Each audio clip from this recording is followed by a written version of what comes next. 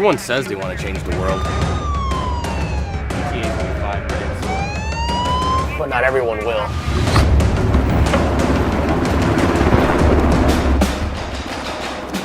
We are not everyone.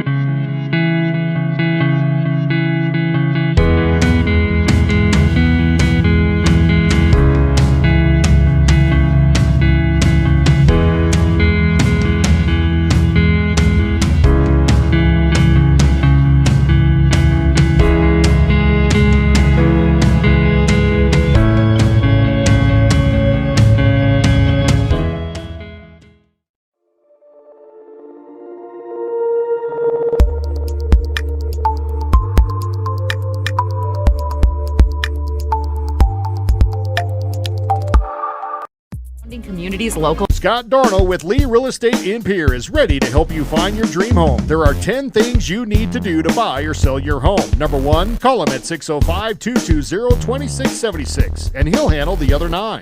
As your resident realtor on a bike, he will make buying or selling your home feel like a walk in the park, not an Ironman triathlon. Find him on Facebook or email scott@LeeRealEstatePierre.com. Lee Real Estate and Scott are proud sponsors of Central South Dakota Youth Sports and Events broadcast on Live Ticket TV. As community bankers, BankWest employees are deeply committed to supporting local causes, growing the local economy, and creating local opportunities. At a time when you can bank anywhere, we hope you choose BankWest. We'll be your financial partner for the long haul, helping you and your community achieve financial success. BankWest. Convenient, connected, committed. Member FDIC. We hope you are all enjoying the student productions of your school. Tonight's event and every event produced by your school during the school year are created, filmed, and produced by the students you love to follow and support. Become a booster of your school's live event coverage by becoming a sponsor. It's a great way to show your support of the athletes and students in your community. As a sponsor, you'll get great visibility for your business, organization, or family by supporting the live productions of your school. John Hoffman Electric is your neighborhood electrical service contractor, and so much more. No job is too big or too small for our team of professionals. We pride ourselves on keeping up with new technologies, such as Aerial, an augmented reality visual tool used to customize and experience a finished space before breaking ground. So whether you're building new or renovating a home, farm, or commercial space, let John Hoffman Electric light the way. John Hoffman is a proud sponsor of all local activities broadcast on Live Ticket TV. At Jan Bussey Ford & Highmore, they've been building partnerships for life by treating customers right, offering a low-pressure sales process, no haggling over price, passing low overhead savings on, and providing a Ford-certified service department fixing it right the very first time. If you're looking for a new Ford, a quality pre-owned vehicle, a new or used ATV, or a trailer, stop by Jan Bussey Ford & Highmore and experience the difference. Jan Bussey Ford, building partnerships for life.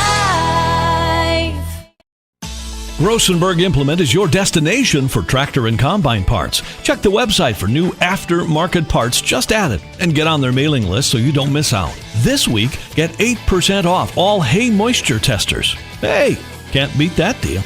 Check it out this week at Grossenberg Implement. Locations in Winter, Pierre, Phillip, and Belfouche, South Dakota, Bloomfield, Hardington, and Wayne, Nebraska, and Sundance, Wyoming. Or you can check out the Grossenberg customer calendar for details. If you're hunting for a great deal on your next ride, get into Gateway Ford Lincoln Toyota in Pierre. We're locked and loaded on all of our new and used inventory, like this 2018 Toyota Highlander, only $28,495. Looking for low price reliability? Try a 2011 Honda Accord for only $6,995. Who wants a loaded up truck? We have a 2014 Chevy Silverado 1500 LTZ for only $17,995. Get to Gateway Ford Lincoln Toyota in Pierre, 518 East Sioux Avenue. Call 605-224-7378 and visit Gateway FLT.com. The Fieldhouse in Pierre is your premier spot to watch all the sports, from your local Govs and Lady Govs, as well as Buffs and Lady Buffs, all the way up to your favorite big league teams. Kick back and relax with a pizza, nachos, burgers, or one of our air-fried appetizers. Wash down the food with your pick from our array of premium beverages. Between the action, be sure to check out the unique and plentiful memorabilia throughout the building. We can't wait for you to come in and watch the games with us broadcast on liveticket.tv. The Fieldhouse in Pierre. DRG Media Group Sports is the official voice of the Pierre Governors. Kenols wants to run again, and he's got room. 40, 30, foot race to the 10, 5, and a touchdown. Pierre will come back and set up Avery Kaiser on the outside left through the block, and that's down. The official voice of the Pierre Governors, River 92.7, and also at the River 92.7 page of the DRG News app, brought to you by Golden Buffalo and DRGnews.com. Limestone canyons, flowing waterfalls, and pristine beauty make Spearfish a sanctuary for those seeking the ultimate escape. Outdoor enthusiasts will find top-notch sport climbing, mountain biking, and UTV OHV trails. Guests are steps away from peaceful hiking trails and tranquil streams. Relax and rehash your day's adventure at one of our award-winning local breweries. Finding rest is an important part of any adventure. Lodging in Spearfish comes with a variety of choices, from cabins, B&Bs, and campgrounds to the comforts of your popular brand-name hotels. To find your unique adventure in Spearfish, go to visitspearfish.com now. Dosey's Signs in Chamberlain isn't your run-of-the-mill sign shop. Todd and Doug take the time to listen to your needs and come up with an innovative and effective design to fit your budget and take your advertising to the next level. Dosey's specializes in any size or event sporting banners, storefronts and awnings, and letters or numbers for windows, vehicle boats, and enclosed trailers. Need something more flashy? We can do a vehicle wrap, illuminated signs, billboards, and LED lighting. If you can dream it, we can design and build it. Dosey's is a proud sponsor of local sports and communities activities. At DK Auto Repair in Pierre, we take pride in our fast and professional auto service. Our well-trained techs specialize in transmission repair, tune-ups, brake service, suspension engine repair, auto diagnostics, and general maintenance repairs and oil changes. Making sure you and your family get from point A to point Z and all points in between is what motivates us to provide you exceptional service. At DK Auto Repair, we proudly support every Pierre Governors event, the students involved, and their families. Of all the things you can teach a child, how to handle money is one of the most important. Their knowledge, discipline, and control in the area of money will follow them wherever they may go, and in every area of their life. Teach them the facts of money. Dakota Plains Federal Credit Union, federally insured by NCUA. We're big on you. We're small enough to know your name, but we're big on you. When you expect more, you expect more. When you expect more, Dakota Prairie Bank, providing great service right from the start. It's our promise to you that sets us apart. With every handshake and a smile, we go that extra mile. When you expect more, you expect more. When you expect more, Dakota Prairie Bank. This is Randy Schumacher, owner of Capital City Monuments. When the time comes for you to consider the purchase of a memorial, be it ahead of time for yourself or for a loved one who has passed, I am here to help. I have 27 memorials on display in my office. We can design the memorial together when you visit. My reputation has been built on integrity, trust, and caring service to families. I am located across from Hardware Hank on Main Street. Thank you for the opportunity to serve you and your family at Capital City Monuments. Briggs Trucking and Construction in Fort Pierre provides quality freight transportation services, cargo hauling, excavation, and demolition services. They also specialize in dirt and gravel work for everything from commercial work to new construction. Briggs Trucking and Construction will haul everything from light poles to farm and agricultural supplies. The bigger the job or the bigger the load, the better, as that is where their expertise really shines. Contact Briggs Trucking and Construction at 605-280-2848 or email them at cbriggs25@pi.midco.net to visit about your next project. The Best Western Ramkota Hotel in Rapid City supports all South Dakota student athletes and their families. They are conveniently located off Interstate 90, close to downtown and minutes from the beautiful Black Hills. The Ramkota offers sports and family-friendly rates. Guests can relax for free in the indoor water park. They have 36,000 square feet of banquet and meeting space, and the award-winning Minerva's Restaurant and Bar is located on site. Best Western Ramkota welcomes everyone to beautiful Rapid City, South Dakota. When you're in the need for high-quality replacement auto parts, look no further than Zander Auto Parts and Machine Shop in Pierre. Zander's has been servicing the Pierre area for over 40 years. Their professional parts techs can get you the part you need and get you back on the road. Stop by Zander Auto Parts and Machine Shop at 500 West Sioux in Pierre or call 224-9221. Zander's, your source for domestic and foreign auto parts and accessories. Wow, Bill, you're walking so much better. What did you do? Well, I got so tired of the pain and nearly fell. And one of my friends recommended physical therapy at Winter Physical Therapy. And you know what? My back also stopped hurting. Huh. So how did you get started? My doctor wrote me a referral, but that's not always needed. Turns out you always have a choice where you want to go. So why did you choose Winter Physical Therapy? I love to support our locally owned small businesses. And quite frankly, they give great personalized care. Winter Physical Therapy. Exceptional care. The Golden Buffalo Casino at Lower Brule is proud of our area youth for their competitive spirit and participation in the various high school activities. It takes dedication and commitment to be the best you can be. It's all about sportsmanship and not whether you win or lose, but how you play the game. The Golden Buffalo Casino is your winning destination for great food and more ways to win more often. Our youth, our future. We at the Golden Buffalo Casino say thanks for all you do. Join the team and take on your legacy. Since 1862, the South Dakota Army National Guard has been ready to defend our freedom and our way of life. When our nation calls, we are there to help our friends, neighbors, and communities in the event of forest fires, floods, tornadoes, and severe winter storms right here in South Dakota. Now we want you to write the next chapter in our rich history of the South Dakota Army National Guard. Visit their Facebook and Instagram pages or nationalguard.com/SD. The Pierre Fire Department has a strong and proud history of volunteering for our community since 1881. We have some great men and women who are serving our community, and we are always looking for more quality volunteers. No experience is necessary, as we provide training locally. If you are looking... The following is a presentation of DRG Media Group Sports. The official voice of the Pierre Governors, DRG Media Group.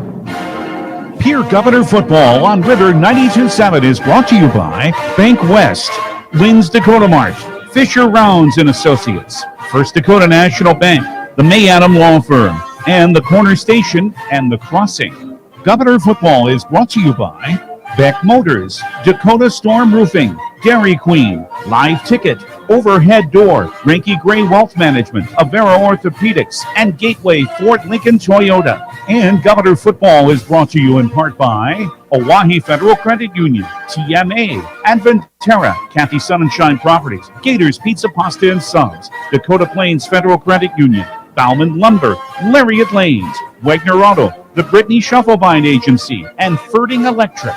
These special in-game sponsors bring you Governor Football. Becky Potsaba State Farm Insurance, the Hughes County Sheriff's Department, the South Dakota Office of Highway Safety, Central Dakota Eye Care, Envirotech, the South Dakota Attorney General's Office Division of Consumer Protection, Comtech, Coca-Cola Bottling, Leiden & Associates, Ameriprise Financial, Family Dental of Pierre and Gettysburg, Hermanson Endodontics, Cowboy Country Stores, and Gales Gas Service. Now, here, Governor Football.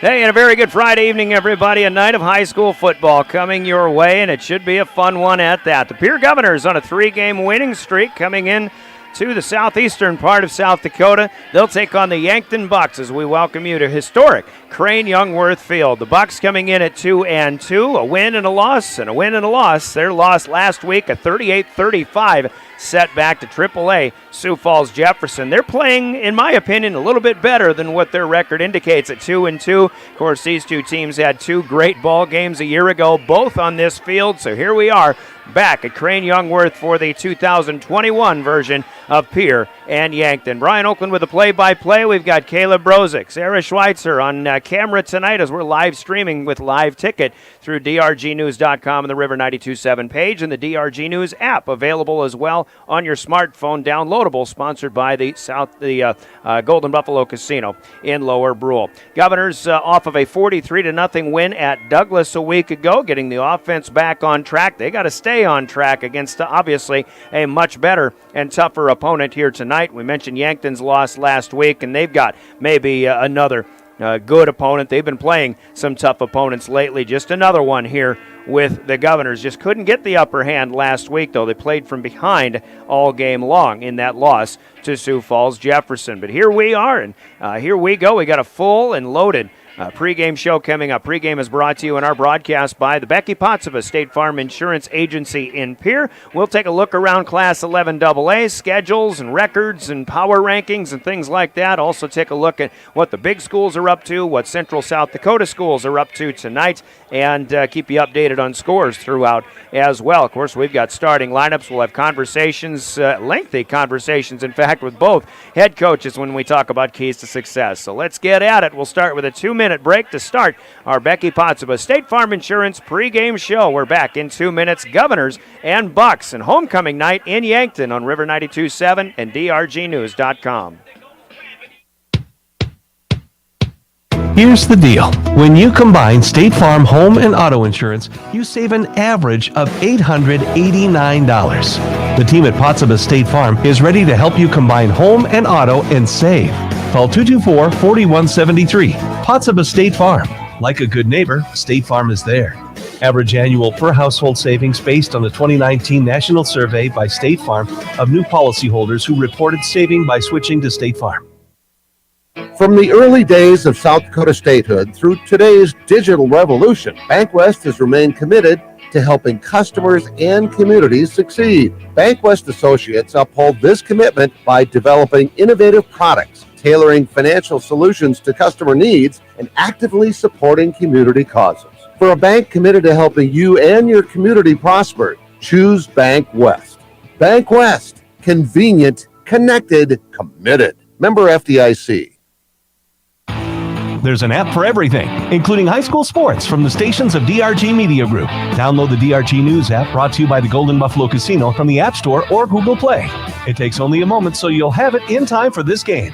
See live and archived video of all games. And when you select your favorite station during the live stream, the video will immediately pop up. See Central South Dakota high school sports on your phone or mobile device with the DRG News app, brought to you by the Golden Buffalo Casino. Download it now at the App Store or Google Play. Hi, everyone. This is Brian Oakland, the voice of the Pierre Governors on River 92.7. You know, the men and women at the Hughes County Sheriff's Office know a great team when they see one. Long hours, hard work, determination. The Govs have it, and we're proud to support them. If you want to know more about our 361 team and how you can be a part of it, log on at hughescounty.org and click on the Sheriff's tab. The Hughes County Sheriff's Office says, Go Govs!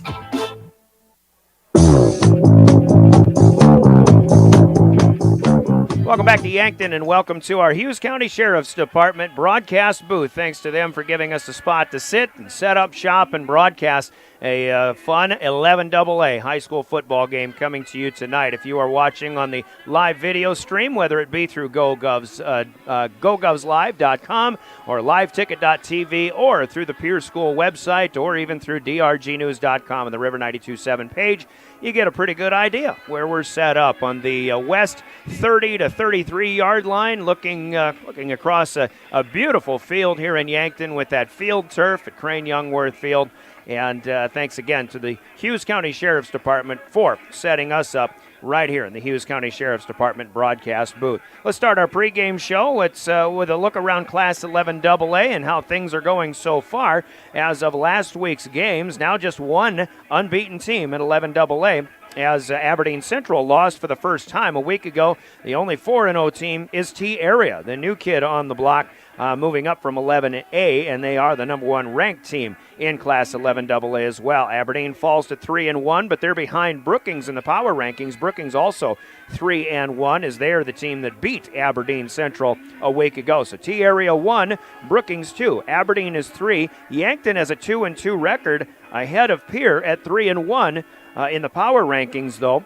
And so we've got the number 4 hosting the number 5 ranked team right now as far as the power rankings are concerned. But a lot of football, of course, to go in this season with 5 games left. Watertown is at 2-2. They would be the 6th seed right now. Mitchell and Huron are 1-3, both 7 and 8 in the standings. Douglas at 0-4, Sturgis at 0-4, and then Spearfish, who beat Sturgis a week ago, but the power ranking not as strong for Spearfish. They are at the bottom of the 11-team Class 11AA. Here's the schedule for tonight. In addition to our game, the Governors playing at Yankton, T-Area, the top team hosting Watertown. Also Mitchell playing at Brookings. Aberdeen Central will host Huron tonight. Out west at Sturgis playing at Rapid City Stevens. Spearfish hosts Custer in the Black Hills Conference. Same for Douglas in conference as they are at Rapid City, St. Thomas More. A couple of games tonight in 11 AAA, in addition to Stevens hosting Sturgis. A couple of games underway already. Harrisburg at Sioux Falls Roosevelt at Howard Wood Field for Roosevelt's homecoming match. Harrisburg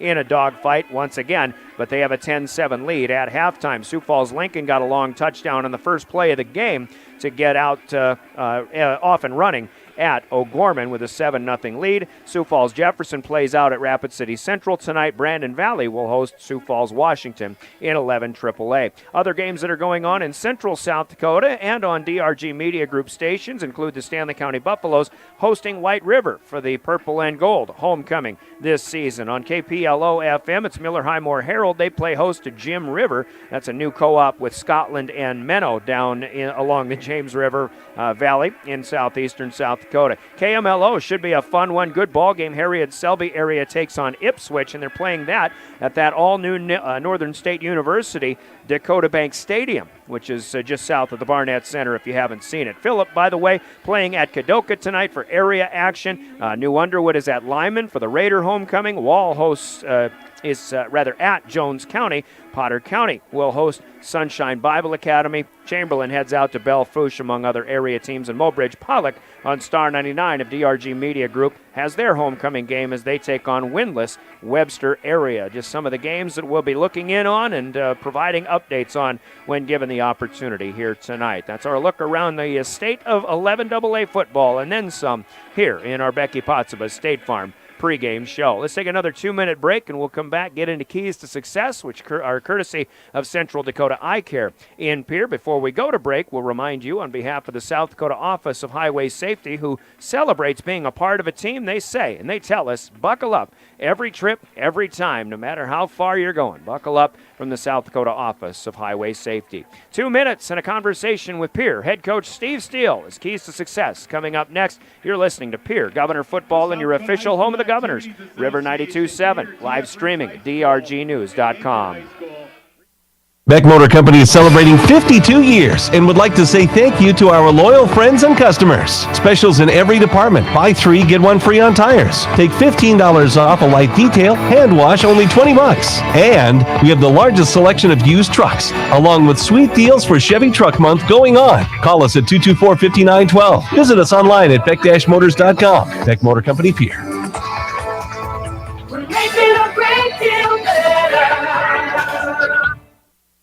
Dakota Storm Roofing is a locally owned roofing company in Pierre, specializing in both residential and commercial roofing services. They can handle your asphalt shingle, metal roofing, and flat roof needs. New construction, plus all types of roof repairs. They can handle the finishing touches, adding fascia, soffit, and gutters too. No job is too big or too small. For a free estimate, call Dakota Storm Roofing at 280-9794. Go to dakotaststormroofing.com or find them on Facebook or Instagram.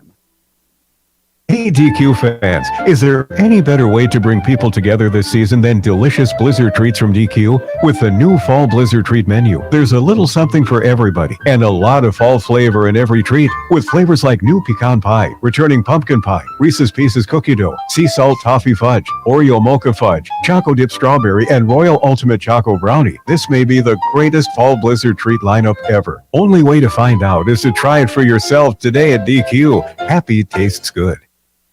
There's one place to watch Pierre Governors sports online, and that's liveticket.tv. Go Govs Live is where you can find Pierre Governors sports online.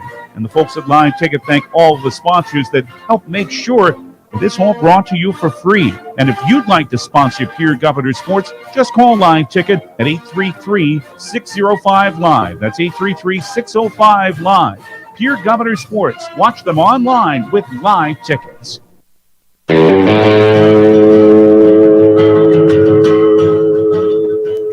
It's time for Keys to Success. We talk with Steve Steele, the Governor head coach, into game number 5, hitting the halfway point of the season already, Coach. A 3-1 start, a good win at Douglas a week ago, and I think one of those games where you go out and the idea is just to take care of business, as we talked about after that game. And I think you get an opportunity to see the offense flow, especially the passing game, with the successes that you had there.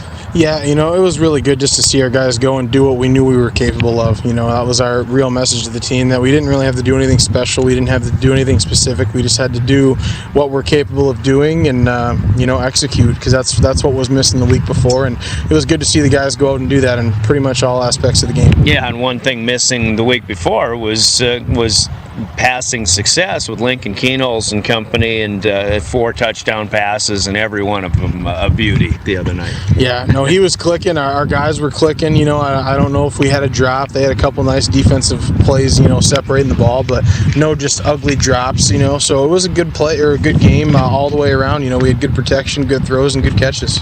And a little bit of the running game gets going too at times, and we talked about some of the Brock Mosier runs and things like that, running hard, but you'd still like to get some more things opened up, and I don't know if you're looking for more balance, but how do you feel about the running game after that one? Yeah, we definitely need to find some form of balance. I think that's one of the more important things in AA football, and up is you can't be 100% run or 100% pass, and usually I think most teams kind of work the other way, and they start with a good run game and kind of develop that passing game, and we're just kind of flip-flop this year, but I think we took some positive strides in that, and we've just got to continue to expand and get better and better as the year goes on with the run game. Because it just doesn't get any easier now. I think, Huron's a struggling team. You got them next week, but other than that, there's no cupcakes left, and there's nothing but really good, solid opponents starting tonight with Yankton. Yeah, that's the fun part about AA this year, and especially adding those 3 teams is, it's pretty much go, all the time, and you don't really have easy games or hard or weeks off. And even Huron next week, they've played a lot of really close football games. They may not have gotten in the win column, but they're still playing good football too. So it all has to start tonight. Yankton, obviously 2 great games last year that get you, ending a long winning streak the 3rd week of the season. But one of my favorite games last year was that semifinal win you got down there, where the defense kind of turned things up. Maybe you figured some things out, and obviously we'll need that kind of a defensive effort tonight. Yeah, it's always a fun game going down there. It's a crazy atmosphere. A really good place to go watch a football game, and it's a lot of fun to go down there and win. It's a really hard place to go and lose with their crowd, and but at the same point in time, it's a lot of fun to go down there and have some success. And we feel like we've got a good handle on things that they're doing so far this year, and obviously we've got to be ready for some surprises. Yankton's always known for having a couple of tricks up their sleeve, but we feel pretty good, and we had a great week of practice with the kids, so hopefully they're ready to go. They've got some people that are missing from last year's team that graduated, but they have such a great talent pool, I think, of the kids that come back, especially in some of the position, the skill position spots. Yeah, their offensive skill or offense is loaded with skill positions. 81's a really good receiver, 10's a really good receiver. Their quarterback is really good, and defensively, number 3 could be the best defensive player in our class. It's kind of it's on defense. It's a little harder to you don't necessarily follow it. There's not always the stats, but what that kid does for him as strong safety is pretty special. He's a big kid, he's a tall kid, he's a fast kid, and he's really aggressive and good at what he does. So we've definitely got to find some ways around their skill guys. And you mentioned after the Douglas game that in particular you singled out their secondary, and obviously giving your offensive strengths and their defensive strengths, if it is the secondary, that makes this one a real tough one. Yeah, it's going to be a battle, in a lot of ways, and I think their passing offense is good, and I think our secondary is good too. So I think it's going to be a lot of fun on both sides of the ball just to see strength on strength, really square off. And a lot of evenness, I think, on paper, but maybe the difference becomes special teams. You had a good special teams effort the other night. I know they've got some of those same kids on their special team side. Yeah, they've got a really good kicker. I don't know if he made one. I know he's kicked a couple 40-plus or, almost a 50-yarder this season. So he's got a really good leg on him. He's a good weapon for him. And you just never know in these games where it's going to be a dogfight and it could go either way. Maybe it's the underrated. Maybe our run game is what needs to come through tonight. Maybe it's special teams. But that's what makes these games fun. And, hopefully we can find a way to pull it out. That kicker also punted a 70-yarder against us last year. So keys to success against the Bucs. The biggest thing offensively, they do a couple different fronts, so we've got to make sure we are identifying those and communicate them. And outside of that, just play mistake-free football. That was what worked for us in the semifinal game. That didn't work for us. The first game we came down there was we just cut out a lot of our mental mistakes. We took care of the football and didn't have any bad penalties on offense. And defensively, we've got to keep that quarterback contained. He's kind of like their quarterback last year. The other guy that he split time with was a scrambler guy that he'd go and gain yards with his legs. Reichen's not a guy that's going to necessarily gain yards with his legs, but he's kind of like a Ben Roethlisberger where he's going to scramble and scramble and scramble until you just lose someone downfield, and then all of a sudden he's going to pop it and throw it. So we've got to make sure we contain him and not let him extend plays to get their guys open downfield. Coach, I appreciate the Steelers reference. Good luck tonight, all right? Thank you. Coach Steve Steele, the head coach of the Pierre Governors, coaches, comments, and keys to success brought to you in our pregame by Central Dakota Eye Care. In Pierre, we'll hear from them, and then we've got a conversation with head coach Brady Muth of the Yankton Bucks. Also to come in keys to success in our Pierre Governor pregame. The key to success starts with vision. Hi, this is Dr. Nick Marceau of Central Dakota Eye Care. Yearly comprehensive eye exams are key in detecting eye conditions before symptoms appear. Call us today at 224-6128 to schedule an appointment. New patients always welcome. The staff at Central Dakota Eye Care is proud of our area youth and support their high school activities. Best of luck in today's game. Central Dakota Eye Care, 640 East Sioux Avenue in Pierre. Better vision for a great life. All right, keys to success continue. We've got Brady Muth from the Yankton Bucks here as we talk about this fifth game of the season, Coach. Last week, boy, a barn burner with Sioux Falls Jefferson. You come up on the short end, 38-35, and I know you 2-2, and that's not where you want to be at this point of the season. But man, you guys have been playing some really good games, even with a couple of losses, including last week. Yeah, I would, and if I was on the outside looking in, I would probably echo that sentiment, but it's just, we're playing well. We're just not playing good enough, and our standard isn't good enough. Our standard's great. And so, I know we've played well. I think we've taken steps in the right direction in every game we played, and analyzing those two losses, but at the end of the day, we still got to get better, and we got to get better quick. Yeah, I can understand that sentiment too, but at least last week from the scores that I was looking at and in updating as you were going along, I don't think you had too many leads in that game, if at all, but at least you're never out of it, and you're still right in it up to the end. Yeah, and the kids battled. That was the one thing, the takeaway from that thing that we're probably the most proud of is our kids did fight. there were a couple times there where we were down 2 scores and we got back and tied it. And, I mean, it was a tough game for sure, but just a couple busts here and there, which lead to big plays for Jefferson. And then that you end up with the scoreboard not looking the way you want it to. And so, things that I'm not going to say they're easy fixes, and I'm not going to take anything away from Jefferson either. I mean, they played a heck of a football game. So steps in the right direction, but not big enough steps. Yeah, and against 11 AAA team, I know they're brand new, but they've got a lot of Roosevelt kids from a year before, and still a really nice effort. And it kind of gets you still going into things I'm sure you're still pretty confident about where you are at this point as you come in against the Governors tonight. Well, I don't know if confidence is the right word. Like I said, I love this football team. I think we got a bunch of really, really great guys. We just got to put together some things and do things a little bit better to make sure that we come out with a victory. Walking away from a football game, improving is a great deal, and that's our goal every week. But our other goal is to get a victory, and we just have to do some things a little bit differently and better in order to get us where we want to be. With what you lost last year, and with people in new roles, perhaps, how are things progressing so far in those regards?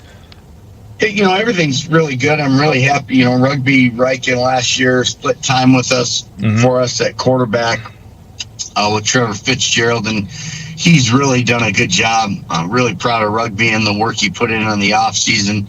Not just becoming a better football player, but in the weight room, getting bigger and stronger. And we've had some guys that have stepped up on our offense and defensive line that have been pleasant surprises. And defensively, we replaced quite a few guys on our defense. But I've been happy with the way that the defense is playing, and especially the style of defense they're playing. They're playing really physical football right now. All right, taking on Pierre tonight, what are you seeing out of that team so far, and the biggest concerns you have in this game?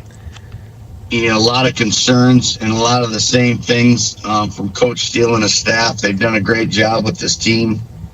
And I know it's a bit of a rebuild year, and I know with the way things are going in Pierre right now, it's not looked so much as a rebuild, but a reload. And so, defense. Well, first off, schematically, it's always tough when you play Pierre, just with what they do offensively and defensively. But the guys that are out on the field playing are impressive too. That all really starts with Lincoln Keenholz.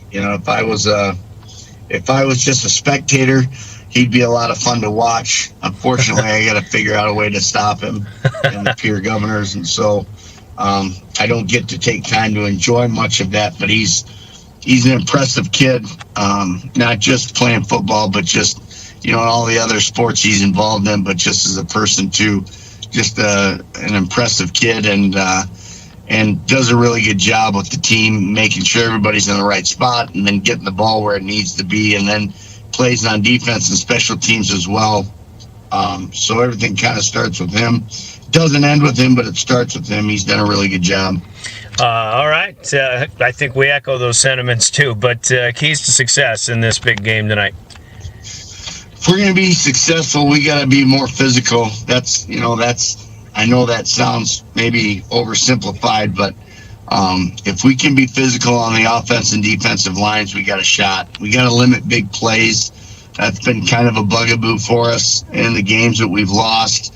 Just mental lapses here and there have led to big plays for us. So big things for us is we've got to make sure that we're more physical. We make sure that we're dictating the pace of play, and we've also got to make sure that we try to keep everybody corralled in between the guns. All right, Coach, appreciate your time. Good luck tonight, all right? Thank you.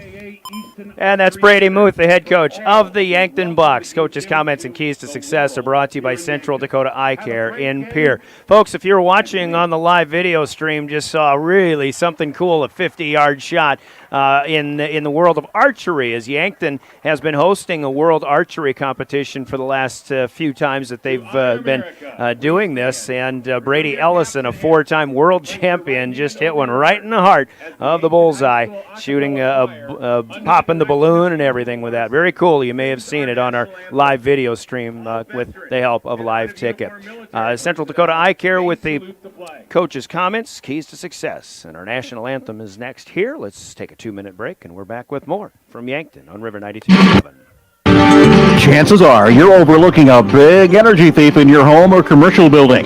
The Garage Doors. The overhead door company of Pierre can help stop that energy waste with a full range of insulated, weather-tight garage doors. Their residential garage doors give you insulated performance at an uninsulated price. And their Thermocore insulated steel doors give commercial buildings the energy efficiency they demand today. Find out more. Call Overhead Door Company of Pierre at 1-800-649-9905 and put a stop to the garage door energy thief.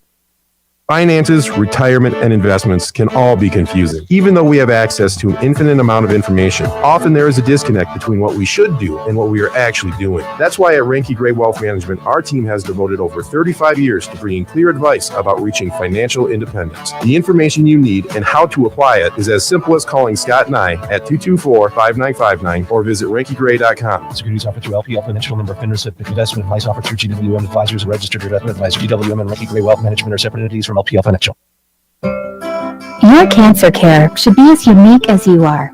At Avera Breast Center, our team of experts create a treatment plan that will work best for your type of cancer, using the latest screening, radiation, and surgical techniques. You also have access to holistic approaches to help with side effects, and a 24/7 call center for answers to your cancer questions when you need them.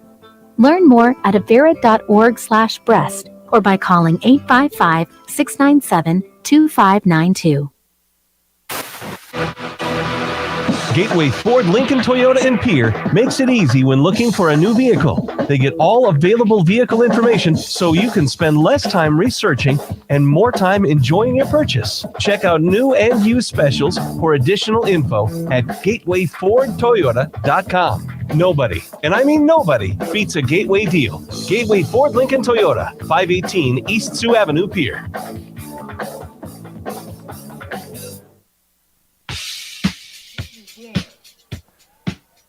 Back in Yankton, Crane Youngworth Field, our Becky Potts of a State Farm pregame show doth continue. Brian Oakland with the play-by-play. Let's meet the starting lineups tonight from the Yankton Bucks. Starters in our broadcast are brought to you by Envirotech in Pierre. The quarterback, a pretty good one, especially in the throwing department. A junior is Rugby Riken. Behind him in the backfield, Gavin Swanson, the featured tailback at a junior, 195 pounds. Max Robb is his fullback, a 200-pound senior. Out wide, Cameron Zarbach is one to watch. He's a senior at 180 pounds. Tyler Solar lines up in the slot, a 170-pound junior. On the offensive line for the Yankton Bucks, the center is Carson Hack, a 280-pound senior. Jaden Leitner is at one guard. On the left side, 240 and a senior. Zach McKee, a 240-pound senior. And on the right side in the guard spot, the tackles are Bodie Rutledge, a senior, 285 on the left.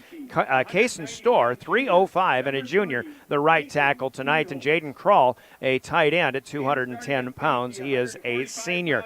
Those are the offensive starters for the Bucks. On defense, the nose tackle, they'll bring in Adam Kurtenbach, a 275-pound senior. Next to him, the tackles are Bodie Rutledge and Jaden Leitner starting both ways. Linebackers include Jacob Larson, a senior, also James Stewart, a senior, both at 175. The inside backers are Sam Kampshoff, 190-pound senior, Charlie Foote, a junior, at 195. Cooper Grotenhouse is a junior, 165-pounder at one cornerback spot. Jaden Super Jesse, a senior, at 165. Cody Oswald is a great one, according to Coach Steve Steele of the Governors. He's the strong safety for the Bucks at a junior at 185, and Braden Bowes, the free safety, a senior, at 180. Those are the starters for the Bucks. Head coach by Brady Muth. Starters brought to you by Envirotech and Pierre. We'll hear from them and run down the Governor's starters when we return with more of the Governor pregame. Envirotech makes life a little bit simpler. No matter what the circumstances, no matter what is handed to you, Envirotech has you covered. One call is all it takes to have easy setup, easy pickup, and easy payment. Call Envirotech at 224-4804 or use their website to pay your bill online at envirotechwaste.com and use their mobile app Waste Connect or check their website or even get a robocall for collection schedule changes due to weather or holidays. Envirotech has you covered. Starting lineups from Envirotech for the Pierre Governors coming in 3-1 on the season, winning their last three. Lincoln Keenholz leads the way, the junior 190-pound quarterback, and he's got some options to throw to. But behind him is the tailback, Brock Mosier, the sophomore at 140 pounds, runs a lot bigger than that. Cade Kaiser, the senior at 175 at one wideout. Jack Merkwan, a 165-pound junior, one of the leading receivers in terms of touchdowns, especially in all of 11AA. Matthew Hansen, the senior at 165, also lining up out wide. On the offensive line, Kyle Albertson, a senior at 230. Matthew Coverdale, the sophomore, at 200 pounds. Brady Getz is the senior at 215. Christian Bush, a junior at 260. And Jaden Floor, senior, 215, with Jet Zabel, the 215-pound sophomore, lining up at the tight end spot. On defense, the Governors start Hayden Espy in the nose tackle spot, the senior at 275. Defensive tackles are Jaden Floor and also Gary Nedved, a senior at 225 pounds. The linebackers include Chase Sarda, a junior, 160. Dre Burnt, a 190-pound junior. Deegan Huska, the junior, 165, with Austin Foley, who's kind of the leader in that linebacking core, the senior at 160. And Gavin Stotts lines up in the middle, the junior, at 210 pounds. The defensive backfield features Jaden Weeby, who had a big game and has had several big games so far this season, the junior at 160 pounds. Free safeties, Jacob Mayer, the junior at 145, joining Lincoln Keenholz playing center field in the defensive side of the ball for the Pierre Governors. Head coach Steve Steele, assistant coaches are Sean Lewis, Matt Thorson, Nathan Nas, Scott Nye, Brody Gilbertson, and Adam Spohr. Those are your Pierre Governors starting lineup, sponsored by Envirotech in Pierre. Another starting lineup to give to you is the guys in stripes, our law on the field. They're sponsored by the South Dakota Attorney General's office, and we'll hear this important message and tell you who's running the show on the field when we return with more of the Pierre Governor pregame. It's your lucky day. You've just won a sweepstakes and you received a cashier's check to cover the cost of claiming your winnings. All you need to do is deposit the check and wire a portion of the money to pay those fees. There's just one catch.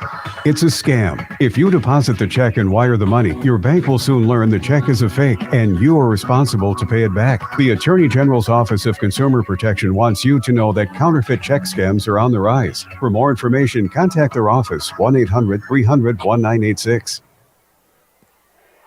And our law on the field tonight is listed this way. Paul Ortman, the referee, he is in the white hat tonight. Al Hansen is the umpire. The umpires, or the officials on the lines, are Steve Riswald and Robbie Arend, and Dwayne Bohr is the back judge this evening. Law on the field. Our game officials licensed by the South Dakota High School Activities Association to officiate high school football. Thanks to them for doing what is oftentimes a thankless job in officiating high school sports. Paul Ortman, Al Hansen, Steve Riswald, Robbie Arend, Dwayne Bohr, our law on the field tonight's game officials. We kick it off after we hear from Comtech in Pierre.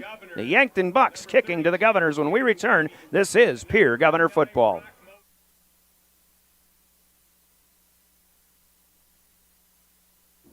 Comtech has your technology solution. Check out their showroom in Pierre, located conveniently behind Walmart, and see what you have been missing. There's a large selection of TVs, sound systems, and smart speakers, PCs, desktops, and tablets, home and business security and telecommunications systems. Comtech is your all-in-one solution for any technology needs. They wish the Pierre Governors best of luck at Comtech. Come see what you have been missing. Comtech opening kick put in play by Trevor Paulson. He kicks it to the goal line. Jaden Weeby takes the return and all the way straight up the field across the 30. Well, I thought to the 30-yard line. The ball was at the 31 when he got up, but they'll put him back at the 28. And here we go. 3-1 Pierre against the 2-2 Yankton Bucks. Brian Oakland with the play-by-play. Heather Williams, Trinity Pearson back in studio. And with Sarah Schweitzer on camera. Caleb Brozick running production for Live Ticket for our live video stream. The Governors on the first play of the game as Keenholz has protection. He wants to go long. Merck one open, 30-yard line, 25, 20, 10, 5, caught up to, tackled, goal line, touchdown. Just like that. Keenholz to Merck one for 72 yards, and homecoming night starts on a sour note for the Yankton Bucks on the defensive end. Keenholz had all day long to throw, great protection. Merck one, able to get downfield. There were actually two Governors in that pattern, two Bucks giving chase, but again, Lincoln Keenholz shows his worth, hitting Merck one in stride, 72 yards to the house, and the Governors lead 7-0. That one coming 17 seconds into the game. How's that for a good start? Yankton actually won the toss, deferred, and the Governors saying, we'll take it. Keenholz with the snap on the PAT. It's Cole Peterson, one of the leading goal scorers in high school soccer. Kicks it through, and the Governors strike first as they lead 7-0. 11:43 to go, quarter number one. Let's take a break. We're right back with a Governor kick in 30 seconds. This is Pierre Governor football. For the next adventure and an opportunity to serve your community, volunteer today. It's as easy as calling 605-773-7401 to get started. At Ringneck Energy, their mission is to produce renewable energy that adds value to grain and livestock production, enhances the income of their investor partners, and provide a safe, rewarding work environment. Located at 901 Redwood Avenue in Oneida, South Dakota. Call 605-945-6900 or check ringneckenergy.com. A proud supporter of local schools and wishes all students the best of luck in all their activities during the school year, creating economic opportunities in our community. Riverview RV. 72 yards in 8 seconds. Lincoln Keenholz hits Jack Merck one, actually 12 seconds on that one play.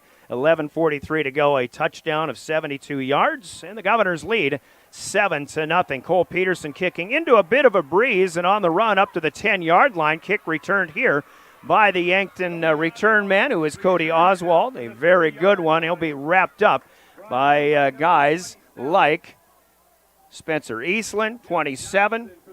Keenan Scott was in there as well.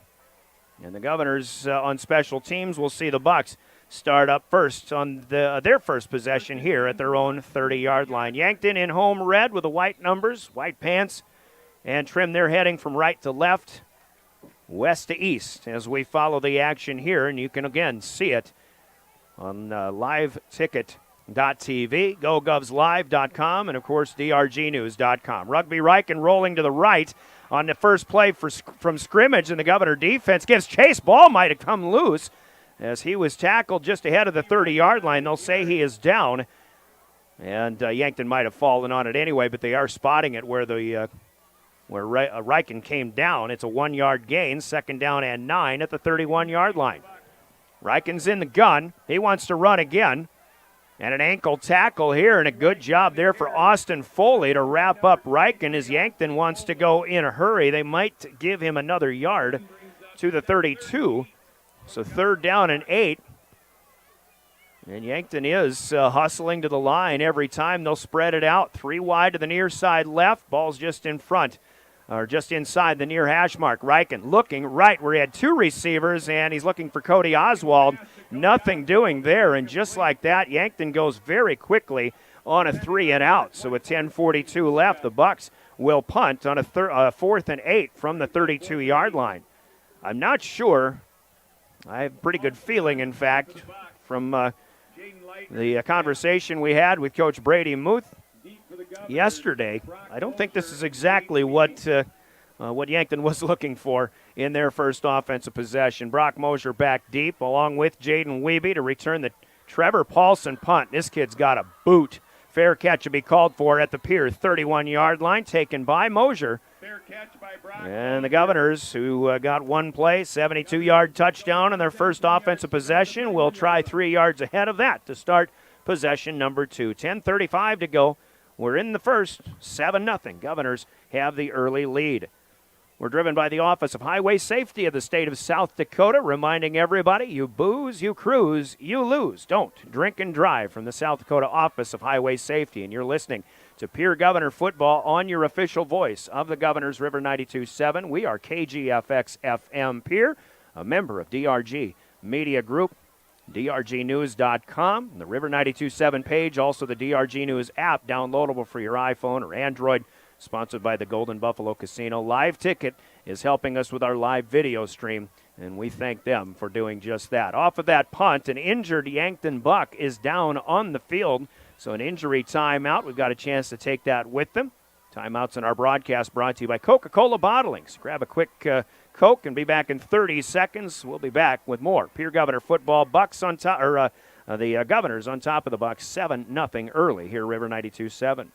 Overlooks Lake Sharp on the Missouri River. They have all the amenities from full hookups, laundry, showers, dog park, play area, and free Wi-Fi. There's no need to drive across the country. When here in central South Dakota, you can find some of the best fishing and the most spectacular sunrises and sunsets. Call us today at 605-280-6266 or reserve your next camping spot online at briggsrvpark.com. Make Riverview RV Park your home away from home experience.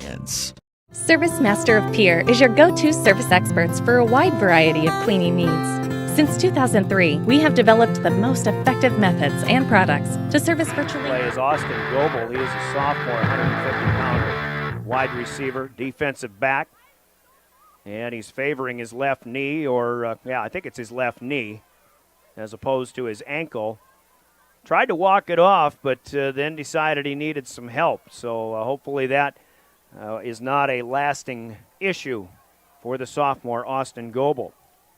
But after a 3-and-out by the Bucks, the Governors ready to take over once again. If you've just joined us, you've already missed some fireworks. A 72-yard touchdown pass on the first play from scrimmage by the Pierre Governors as Lincoln Keenholz hit Jack Merkwan, the 7th time they've hooked up this season. 10:35 to go. Keenholz on first down on the second possession. Starts with a running play. He starts across the left side between guard and tackle, cuts back to the middle of the field, and Yankton's James Stewart will bring him down. Pretty good gain of 5 across the 35 to the 36-yard line.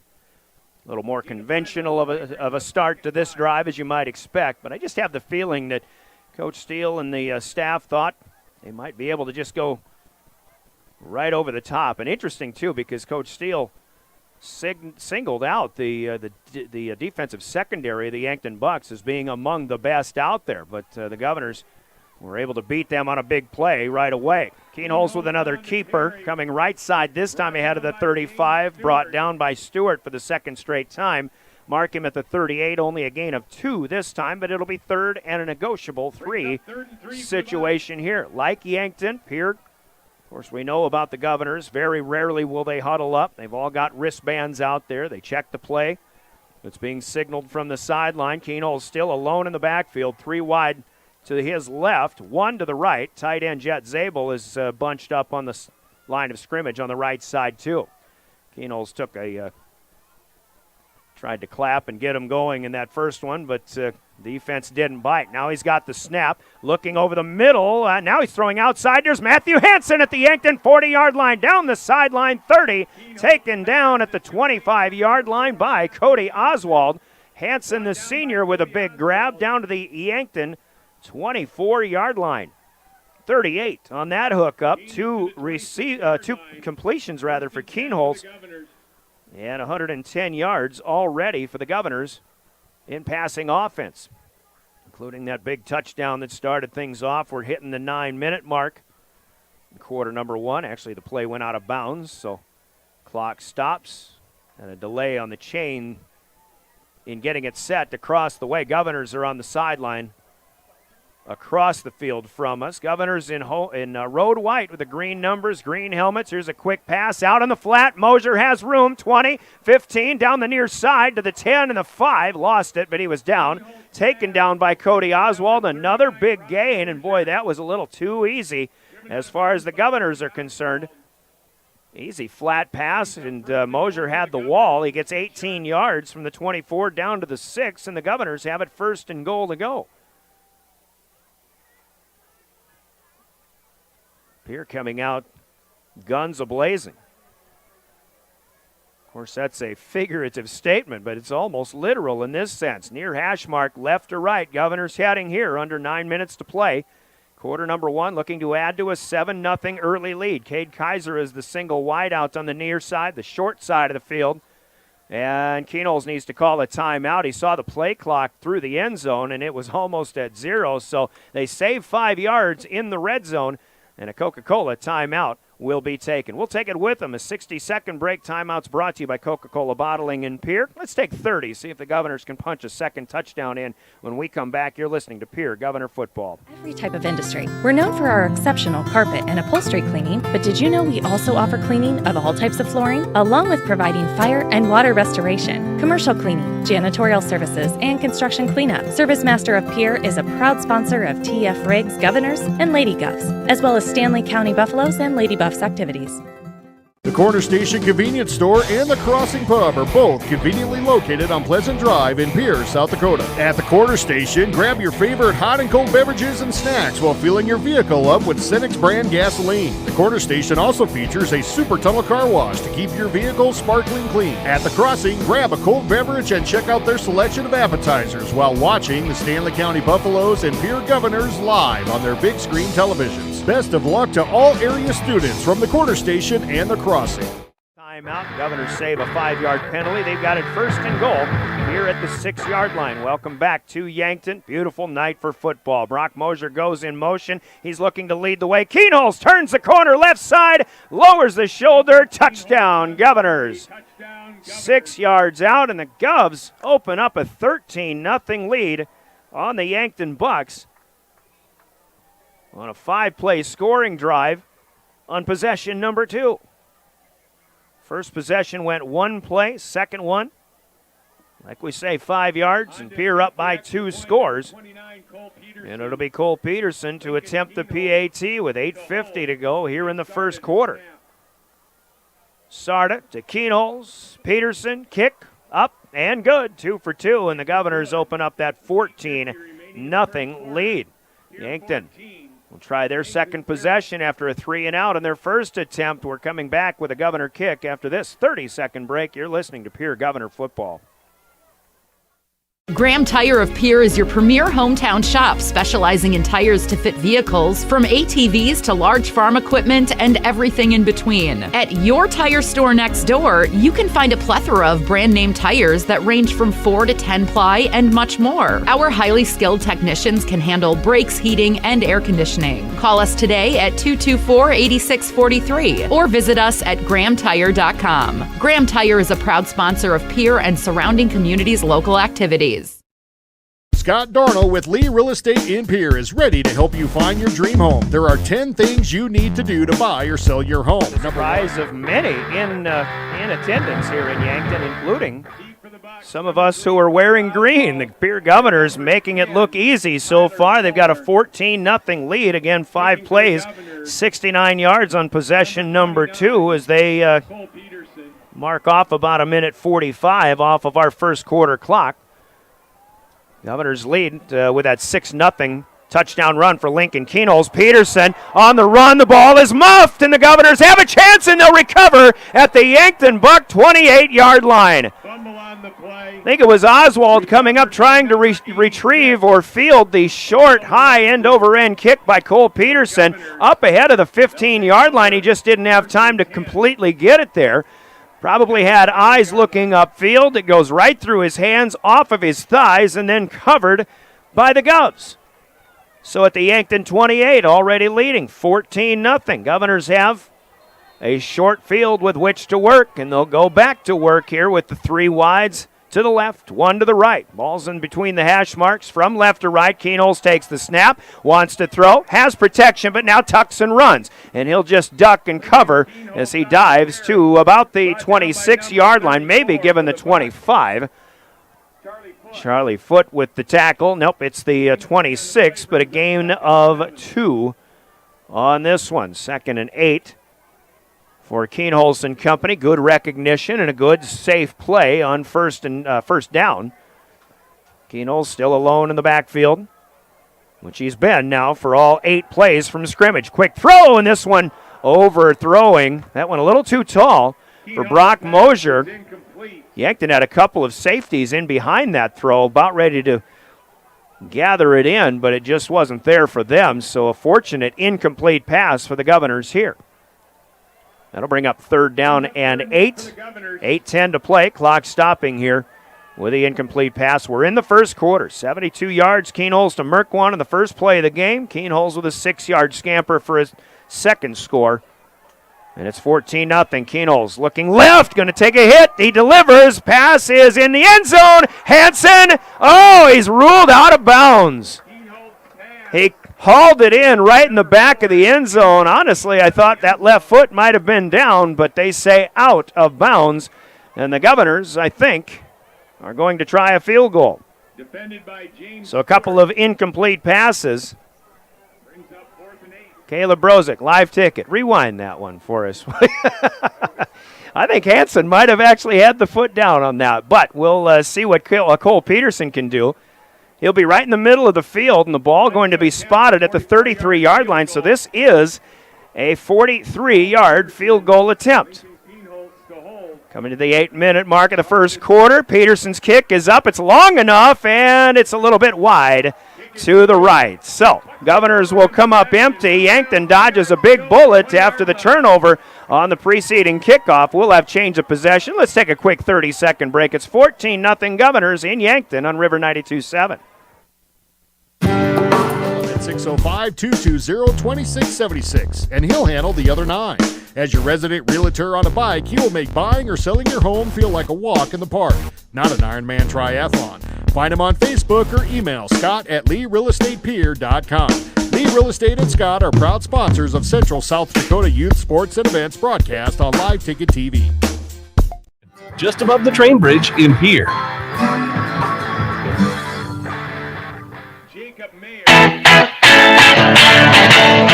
Yankton possession number 2 for the Bucks as they get a good start, an 8-yard gain from the 20 to the 28-yard line for the tailback Gavin Swanson, who's got more running room now. First big play for the Bucks. He's out to the 50. He'll be run out of bounds right there here on the near side to our left by Jaden Wiebe. Wiebe's switched his jersey, no longer wearing number 0. He's wearing number 32, but to the Pierre 41-yard line. Big play for the Bucks, and even though they trail 14-0 early in this game, we got a long way to go. He goes 31 on that one after getting 8 on his first carry. Governors will swallow up Riken here inside the 40 to the 38-yard line, gain of about 3. And again, Yankton going with that quick-fire offense. And number 57. That was Jace Sharon in on the stop for the Governors. Gary Nedved along with him. Second down, inside handoff out of the pistol, and Swanson will be brought down this time. Last year, Corbin Solar was the key runner as a senior. Dre Burnt will get him here into the middle of the field to the 36. 2-yard pickup this time. 3rd and 5 now for Yankton. 2 receivers wide right, 1 to the left. Watch Zarbach on the left side. Riken has to get away from a big rush. He gets away from 2, and Riken trying to throw down the near sideline. Pass is incomplete. I kind of kept my eyes on the blocking in the backfield, was kind of thinking maybe a block in the back would be coming, but it's an incomplete pass, and now Yankton faced with a 4th and 5 from their 36-yard line. Riken starting his throwing night 0 for 2. 4-down territory, essentially. 6.5 minutes to play, quarter number 1. The Bucks in red as Tyler Solar goes in motion. He's one to watch, too. Riken steps up in the pocket, now tucks and runs, spins and gets the first down. He'll be brought down by Dre Burnt inside the 30-yard line, but good vision there to get a couple of extra yards and ensure the pickup of the first down. A gain of 8 for the quarterback, Riken. He's got 12 yards on 3 carries, but 2/3 of them coming on that one play. 1st and 10 for the Bucks. Riken, read pass, run pass option. Looked like he should have just handed it off. I think Swanson might have had a better effort, but this time it's Riken with the keeper. And he goes nowhere, but back to the line of scrimmage. 2nd down and 10. 14-0 Governors. Fast-moving first quarter, especially when Yankton's got the ball. They want to run a lot of plays. This is an inside handoff here. New runner, but the Governors will wrap him up as well. Ethan Bradwish is a 165-pound senior. Wears number 5, but Chase Sarda gets him. Short gain. They'll give him a yard. 3rd down and 9 here. That to the 27. See if Reichen tries to throw. 3 receivers to the left, the wide side of the field. Ball's in the far hash mark. Snap is there. Reichen wants to throw. Long, looking for the corner. Tyler Solar, and covered up by Deegan Huska. No flags on the play, and Huska does a great job covering up a very good receiver in Tyler Solar. So another 4th down, or that's 3rd down coming up now. Beg your pardon, 3rd and 9. As the Bucks went for the downs on that one from the 27-yard line. Well thrown ball. But Huska had good position all the way. Now it is 4th down. And there was a penalty on the play. Bucks were called for holding. The Governors will decline it, and they'll bring up a 4th down. They do have the boot with Trevor Paulson coming in. The Governors missed a 43-yarder. I think that was the first field goal attempt the Governors have tried all season. This time Paulson, he'll try from 45 yards, and we know he's got the leg for this. He'll kick it from left to right. He does have the wind in his favor, what wind there is here. That's a short hop snap. Good receive. Paulson with the kick. It's off the left upright, and then it bounces through. Hits the left upright, bounces off to the right, but good for a 45-yard field goal.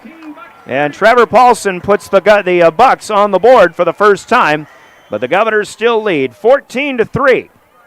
And the Bucks will kick when we return with 5:04 left to go. Quarter number 1, you're listening to Pierre Governor Football.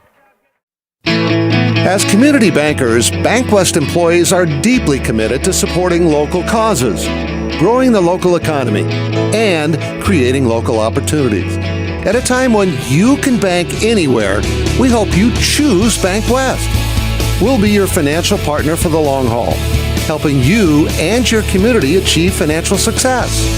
BankWest. Convenient, connected, committed. Member FDIC.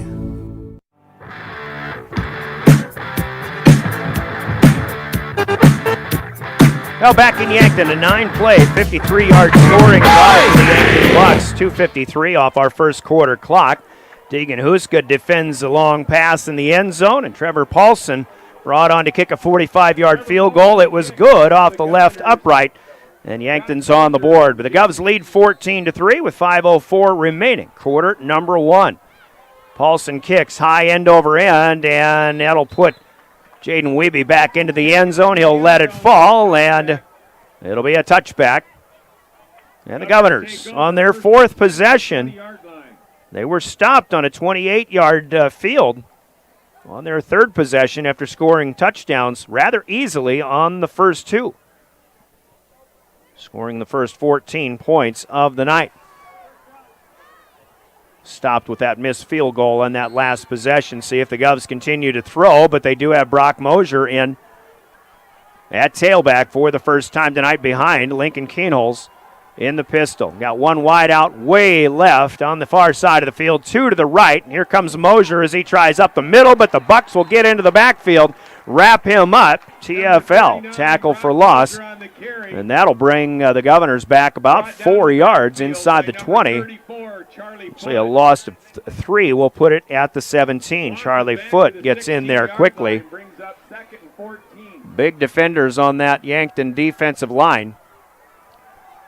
A couple of 260s, 275 in the middle as well. The Governors, by and large, pretty small across their offensive front, maybe except for Christian Bush at 260. Keenholz on 2nd and 13. Throws quickly out to the left side, and the pass is caught. Tackle broken up across the 25-yard line, then taken down by Charlie Foote again. Can't see who caught that ball. I think it's Cade Kaiser. Nope, that's Jack Merkwan trying to Now they say Zabel, but it's 17. Merkwan across the way who catches that ball. They spot it now to the 28-yard line, 3rd down and 2, a pickup of 9. Merkwan's second catch, his first one on the first play of the night, went 72 yards to the house. 3:50 to go. In the first quarter, 14-3 Governors. Mosier is in the backfield for assistance. Keenholz takes the snap. He'll get the handoff. Will Mosier, and a flag thrown quickly. Mosier still on his feet as he bounces out. Would have a first down up across the 30, brought down at the 32. But we had a flag that was thrown quite quickly by the umpire, and that usually means holding offense, and this one, no doubt, will be accepted. So first down will be wiped away for the Govs, and they'll have their first penalty marked off on this night. The flag rests at the 25-yard line. The line of scrimmage was the 28. I don't think this holding penalty occurred 3 yards behind the line of scrimmage, though, and they have marked it back to the 18, so 10 yards away Brings up 3rd and 13 from for the Governors. where the line of scrimmage was. Back to 3rd and 13. Pierre will break the huddle. Jet Zabel walking off the field on the far side. 3 receivers right. Mosier is the near slot. Hansen with Kaiser out wide on the near side. Merkwan. I don't think that's Merkwan. He might have gotten dinged up on that last completion as well. Keenholz has to do something, makes a move. Now he's got room as he tucks and runs. 20, 30, 35 out of bounds. Nice move and a great rushing play on the scramble, and a first down picked up by Lincoln Keenholz. Somebody came in on that Yankton left side of the defensive line, and they were unmolested, but Keenholz made a move right at him and kind of froze him in his tracks, and then he ran the other way, had a lot of room, picks up 16 yards for a Governor first down. 1st and 10 to the 34-yard line. Lincoln averaging 6 yards on 5 carries. Clock resting at 3:03. In the first quarter, 14-3 visitors. Keenholz with the snap, goes right up the middle, cuts back to the middle of the field, has the 50-yard line. 40, cuts out to the right side, stumbles. I think he got tripped up, but another big run for the Governor quarterback, Lincoln Keenholz, and he'll be given the 30-yard line of the Yankton Bucks. 36 on that play for Lincoln Keenholz, and that one helps the Governors into Buck territory once again. After a touchback, 4 plays. There was a holding penalty in there as well, but 2 big gainers on the ground for Lincoln Keenholz. Keenholz the leading passer in terms of yardage and touchdown passes in Class 11 AA. Also is in the leaderboard and rushing touchdowns too. Got another snap and another keeper across left guard. Starts left, cuts back to the middle. He'll be brought down, 4-yard gain. Max Robb in on the stop this time. Good gain on first down, 2nd down and 6. The Governors offensively have been very comfortable tonight for the most part. Keenholz alone in the backfield and 5 eligible receivers on this play coming up with Zabel, tight end on the right side. 3 left receivers, that is. Ball in between the hashes, under 2 minutes to go, and another run for the keeper, the quarterback on the keeper inside the 25 on the spin move. They'll give him the 23. That's 3 more for Lincoln as Swanson in on the stop. Sam Kampshoff as well. We mentioned it briefly. It's homecoming night here in Yankton. Big crowd right below us. There's one thing about football in Yankton. When you get the sense of high school football, for me, that takes me back. I mean, back to when football was king, and it didn't matter what else was going on in high school. It was football night. That's what everybody in the town did, and that's kind of the way I get the feel of when we come here to Yankton. Here's a snap on 3rd and 3. Keenholz first down, 20, 15, wrapped up, brought down, but another sizable gain. Sam Kampshoff in on the stop, but not until Lincoln's in the red zone inside the 15, down to the 12. That's 11 more for Lincoln Keenholz. Governors continue to make it look easy. They lead 14-3, 60 seconds to go, quarter number 1. This is their fourth possession. They had a missed field goal on their third, but 2 easy touchdowns on the first 2 possessions of the night. Merkwan close on the right side, single wide out, and a floater to Jack as a one-on-one here, and a good job in coverage this time by the Yankton defense. Jaden Super Jesse in on the stop. Incomplete pass, stopped the clock, and it's 2nd down and 10. Keenholz 4 out of 6. 137 yards already with that long touchdown in the game's first play. 41 seconds to play in the first quarter. Mosier will be in the backfield with Keenholz on this 2nd down play from the 12-yard line. Offensive line bunched up. You got four linemen to the right of the center. Keenholz takes the snap, looks to roll left, and backs away from the pressure. Back to the right. Pass is thrown, but short hop. And an incompletion to Jet Zabel is a good job of keeping the play alive again by Keenholz. Cooper Grotenhuis in on the coverage, and he had Zabel blanketed, but a great job by Lincoln Keenholz to throw that ball where nobody was going to catch it, not even Jet Zabel in this case. But if anybody was, it would have just been his tight end. So 3rd and 10 now. Yankton's defense stiffening up deep in their own territory for the second Pierre possession in a row. We're watching 3 receivers left. Mosier in the backfield. Keenholz takes the snap, throws out to the left, and looking for Hansen, but that one just a little bit wide. Thrown outside on the flat, and Hansen unable to reach it. That's an incomplete pass, and we may see Cole Peterson on to try another field goal attempt here. He missed from 43 on the last possession. This time, a much shorter effort coming with a line of scrimmage at the 12-yard line, looking at about a 29-yard field goal attempt this time. But Peterson going to have to kick this one from the near hash mark, so he'll kick it from his right to left as he tries to angle it back to the goalpost. 30 seconds left first quarter.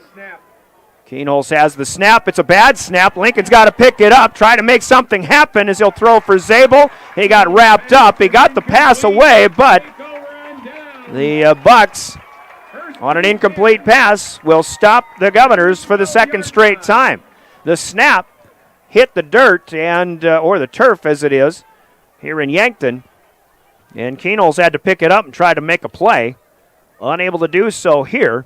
And the Governors are stopped on downs with that missed field goal, or botched snap, if you will. So it stays 14-3, and Yankton will take over. They've got it with 25 seconds to go, quarter number 1, on their own 12-yard line. One thing about that, though, had a ball been kicked and missed, Yankton would have had it on a touchback at the 20-yard line instead. Governors turn it over on downs. The first give is to Swanson, and he's got a good gain up across the 15 to the 17, picking up about 5, maybe 6. We'll call it 2nd down and 4. Rugby Riken with a rollout to the right, floating pass outside. Tyler Solar has it. Ball is caught across the 20 to the 24 for a first down, and that'll be the final play of our first quarter. The first completion for the Bucks tonight. Rugby Riken throwing 7 yards to Solar. First down Yankton, but quarter 1 comes to an end. A fun first quarter. Govs got off to a fast start, but on the Gales Gas Service scoreboard, it's Pierre 14, Yankton 3 scoreboard from Gales Gas Service in Pierre. Let's take a 60-second break. Quarter number 2 is coming up. You're listening to Pierre Governor Football and River 92.7, live streaming at drgnews.com. We hope you are all enjoying the student productions of your school. Tonight's event and every event produced by your school during the school year are created, filmed, and produced by the students you love to follow and support. Become a booster of your school's live event coverage by becoming a sponsor. It's a great way to show your support of the athletes and students in your community. As a sponsor, you'll get great visibility for your business, organization, or family by supporting the live productions of your school. John Hoffman Electric is your neighborhood electrical service contractor, and so much more. No job is too big or too small for our team of professionals. We pride ourselves on keeping up with new technologies, such as Aerial, an augmented reality visual tool used to customize and experience a finished space before breaking ground. So whether you're building new or renovating a home, farm, or commercial space, let John Hoffman Electric light the way. John Hoffman is a proud sponsor of all local activities broadcast on Live Ticket TV. Second quarter underway, Yankton, and a big run going as Jaden Weeby will finally run down Gavin Swanson, his second big rush of the night. And a good start for the Yankton Bucks to the second quarter as they travel from east to west, left to right now. That play started at the 24-yard line. It ends at the Pierre Governor 20, so a 56-yard run for Gavin Swanson, his fifth carry of the game, and already approaching 100 yards on just 5 carries. 11:40 to go. Here come the Govs, and a quarterback sack as Rugby Riken goes down. Chase Sarda giving chase, and a tackle for a loss, the first sack of the night, and that's a 9-yard loss back to the Pierre 29. Second and 19. Governors needed that after a big slap in the face, proverbially, by the Yankton Bucks. Back out of the red zone. Riken has wide receivers, two to each side. Sarda giving chase again, but he's blocked away. Riken throws on the run, and he gets an underneath completion here to Tyler Solar on the near side. Short gain, covered up by Jacob Mayer at the 25-yard line. That is a gain of 4. Solar's second grab. 2 for 5 for Riken for just 11 yards, but the drive continues. 3rd and 15 now for Yankton. Near hash mark again, the Bucks in red, moving from left to right. Riken looking right to the short side of the field. Now looking over the middle, has a man, but it's picked off by Keenholz in the end zone. Keenholz out to the 10-yard line, and then he'll be wrapped up at about the 20. Riken was looking for Solar, who had 2 Governors chasing him from the left, but he didn't see Keenholz playing safety to his right. Keenholz playing center field, picks off Rugby Riken, and the Governors turn the Bucks away. Second turnover of the night. And Pierre with a 14-3 lead will take over. With that interception, they'll have it at their own 21-yard line. Big play defensively for the Governors after Yankton got a big 56-yard run to get down to the red zone. So Pierre leading by 11. Here we go again. Keenholz will tuck and run straight up the field. 30, 40 to the 50. Finally tripped up and brought down Cody Oswald. Maybe the last line of defense, but Lincoln Keenholz at 6'3". He's got some strides. And the Governors are out to the 50 on a 29-yard gain. Big plays happening all over the place here. Chains need to catch up. Quick opportunity to add Lincoln's rushing yardage. 94 yards now on 10 carries. 10 minutes to go. Lincoln will keep it again. Bounces right, cuts back up inside the hash mark to the middle. Sam Kampshoff has been a lot of places on defense, and he's right there, ball hawking again. 2 for Keenholz into the Yankton side of the field at the 48-yard line. Down marker looks like they gave him 3 on that. We'll call it the 47. 2nd and 7. Keenholz alone in the backfield. Receivers 3 to the left, to our near side. Lincoln wants one of them over the middle. Matthew Hansen all alone, and he drops the football at the 20-yard line. Broken coverage by the Yankton Bucks, and Matthew Hansen knew it. We saw that a week ago in the Giants game. And here we see it with the Governors tonight. Matthew Hansen said, no, it can't be this easy.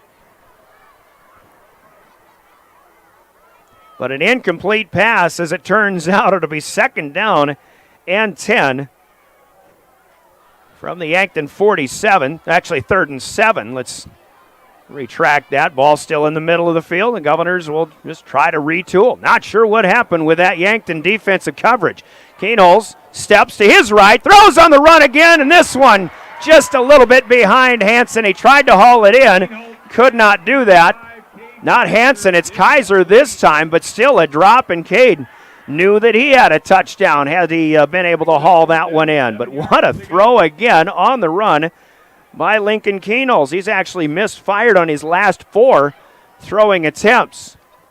And this time the Governors, their own worst enemy, on 4th and 7. They're going to elect a punt and try to play the field position game. 9:14 left, quarter number 2. Governors scored easily on their first 2 possessions. It's 14-3. Lincoln might have mishit on this one to the far side. It is inside the 20. Will trickle out of bounds at the 15. He might feel he could have had a little bit more on that, but a 32-yard punt nonetheless, and Yankton will take over in their own red zone, trailing 14-3. Been a good one so far here. Governors with that fast start, but boy, you take a look at what Pierre could have right now. A couple of missed field goals, one on a wide right, one on a botched snap, and obviously 2 opportunities at a score here. You really could be seeing about at least a 27-0 or 27-3 Governor lead. Here's Reichen keeping it in the backfield, gets away from the first penetration, makes something out of nothing. Deegan Huska in on the stop, but it was Brady Getz who got in there first. Well, something out of nothing. It turns into nothing because he gets back to the line of scrimmage, but for Yankton, instead of a tackle for loss, that is a little something. 8:40 to go here in the first. Yankton's got to know, especially on offense, that they've been given some gifts in this game, and it's up to their offense to take advantage. Had a big run to get to the 20 on the Pierce side last time, but they threw a pick. Now a quick pass out to the flat and a great open field tackle. Gavin Swanson brought down by Chase Sarda, or is that Austin Foley? It's Foley. And this will be a loss of a yard back to the 14. Swanson's first catch of the night. Only 3 completions in 7 tries for 10 total yards. Bucks are going to take a timeout here on 3rd and 11. A Coca-Cola timeout here at Crane Youngworth Field. 8:03 to go. First half. Governors on top of the Bucks, 14-3. We're back in 60 seconds. This is Pierre Governor football. At Jan Bussey Ford & Highmore, they've been building partnerships for life by treating customers right, offering a low-pressure sales process, no haggling over price, passing low overhead savings on, and providing a Ford-certified service department fixing it right the very first time. If you're looking for a new Ford, a quality pre-owned vehicle, a new or used ATV, or a trailer, stop by Jan Bussey Ford & Highmore and experience the difference. Jan Bussey Ford, building partnerships for life. Rosenberg Implement is your destination for tractor and combine parts. Check the website for new aftermarket parts just added and get on their mailing list so you don't miss out. This week, get 8% off all hay moisture testers. Hey! And now delivery right to your front door with DoorDash. Simply download the DoorDash app on your mobile device and order Gators. Gators DoorDash menu pricing has not been increased compared to your in-store purchases. Gators, pizza, pasta subs in the Northridge Plaza. Gotta go to Gators Pizza Pasta Subs. 3rd and 11 from the Yankton 14-yard line. Reichen got sent running, and he runs from the middle of the field all the way to the near side to his right, and then the last step before going out of bounds and what would have been a big loss, he unloads looking for Tyler Solar, but the Governor defense is there. Somebody got a big paw up in. Weeby will go back to return, but Governors defend well in the secondary. And from their own red zone, Trevor Paulson will have to punt. He'll punt it stepping up from his goal line. See how long this one goes. It's a low line drive, bounces at the 46, and then into Governor territory across the 50, down at the 43. Govs are going to get real nice field position here with a 14-3 lead. Yankton unable to do anything there, but you got to credit the Governor defense as they're starting to figure some things out as well. So far, they have not been susceptible to the big pass play. They have given up a couple of big run plays, but only 1 field goal for Yankton on the board. 7:41 to go. Second quarter, 14-3. Governors scored on their first 2 possessions, 0 for their last 4. In putting points on the board, they'll try it again. From the Governor 43. Kenols wants to go up top on the go route, far side. Too strong, too long. Looking for Jack Merkwan. Led a little bit too far. It'll be 2nd and 10. Super Gessie on the stop there. And again, Kenols, who was 4 for his first 5 for 137 yards and a 72-yard hookup with Merkwan for that first score of the game, is now 0 for his last 5. 4 for 10 overall. Got to credit the Yankton secondary for making adjustments, maybe figuring some things out too. But Kenols still has protection. Wants to go long again. Looking for Hansen. He comes back to it. And this is well defended apparently. Flags are still in the officials' pockets. Good job for Max Reichen, a junior defensive back, 165-pounder. Looked like Hansen was trying to get back to that one. But Reichen was there, step for step. Kenols hustles to the sideline to get a quick play. Now Pierre trying to keep a drive alive. I think it would be very important for the Governors to try to sustain this drive here. 3rd and 10. See if they can throw something a little bit shorter and pick up a high percentage completion, perhaps for a first down. 3 receivers left. Kenols nowhere to go. He'll be swallowed up this time as Yankton brought 3 guys straight up the gut. Charlie Foote is there. Gavin Swanson. Kenols down inside the 40 to the 39, a loss of 4 and a quarterback sack. And even though we were wondering if the Governors would be able to pick up a first down, having to punt here, certainly not the worst thing, and Kenols can let this one fly. Line of scrimmage, his own 39. He'll punt it from about his own 30, but a quick release here. Kick is away. Yankton with 1 man deep as Cody Oswald catches it at the 28. Nowhere to go. He's diving to the 20 as he's brought down by Chase Sarda. Sarda with some big tackles on special teams and defense so far, but the Governors stopped on a 3 and out.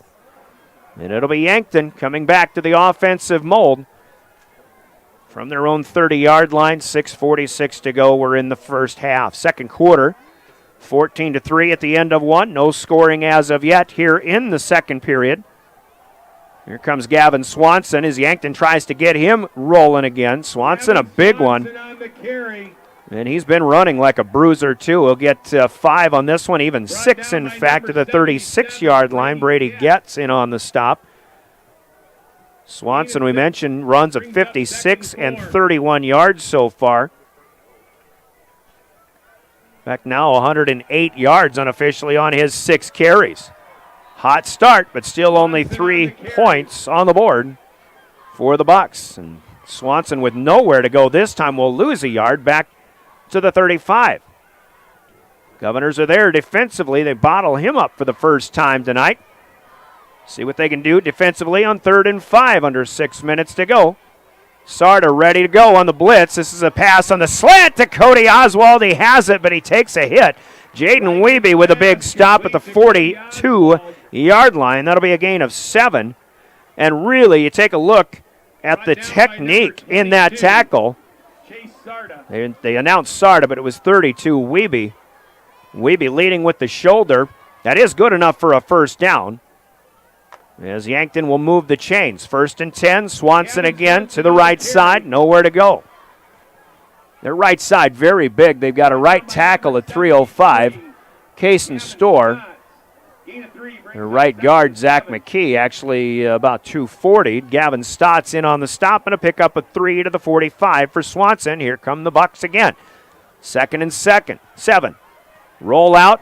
Here for Reichen, throws against the grain, has Zarbach. Is it through his hands? No, it's incomplete. It is incomplete. Over on the Governor's sideline. See how quickly Yankton runs their offense. Governors go no huddle most of the time as well, but Yankton just wants to run about as many plays as they possibly can. They were trailing by 2 or 3 scores to Sioux Falls Jefferson in the 4th quarter a week ago. Came back, made that a 3-point game. Their passing game really was able to get them back into that game. Here they start with an early 14-0 hole, now 14-3. Reichen wants to go long, but he overshoots Zarbach on the near side by 5 yards. as that one comes to rest near the 20-yard line, and Yankton will be faced with 4th and 7 from their own 45-yard line.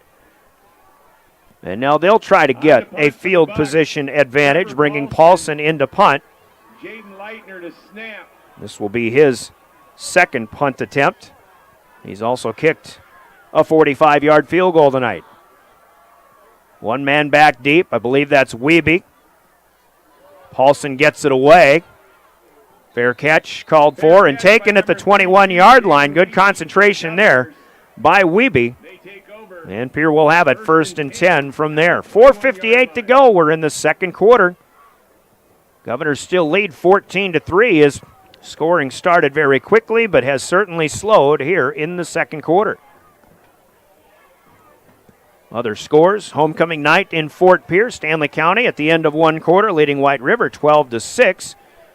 That on KGFX AM, also on KPLO FM. It's Miller Highmore Herald with a 22-6 lead on the Jim River Trappers from Scotland Menno. That at the end of one quarter of play as well. Here in Yankton, 14-3, 5 minutes or so to go. Here in the second quarter, Keenholz wants to run on a keeper. Tried right side, but he had nowhere to go. He backs up, stays alive, and now just to save his body and to save a big hit from Jacob Larson, he'll just go down with it, but he slides down for a loss of 6 back to the 15.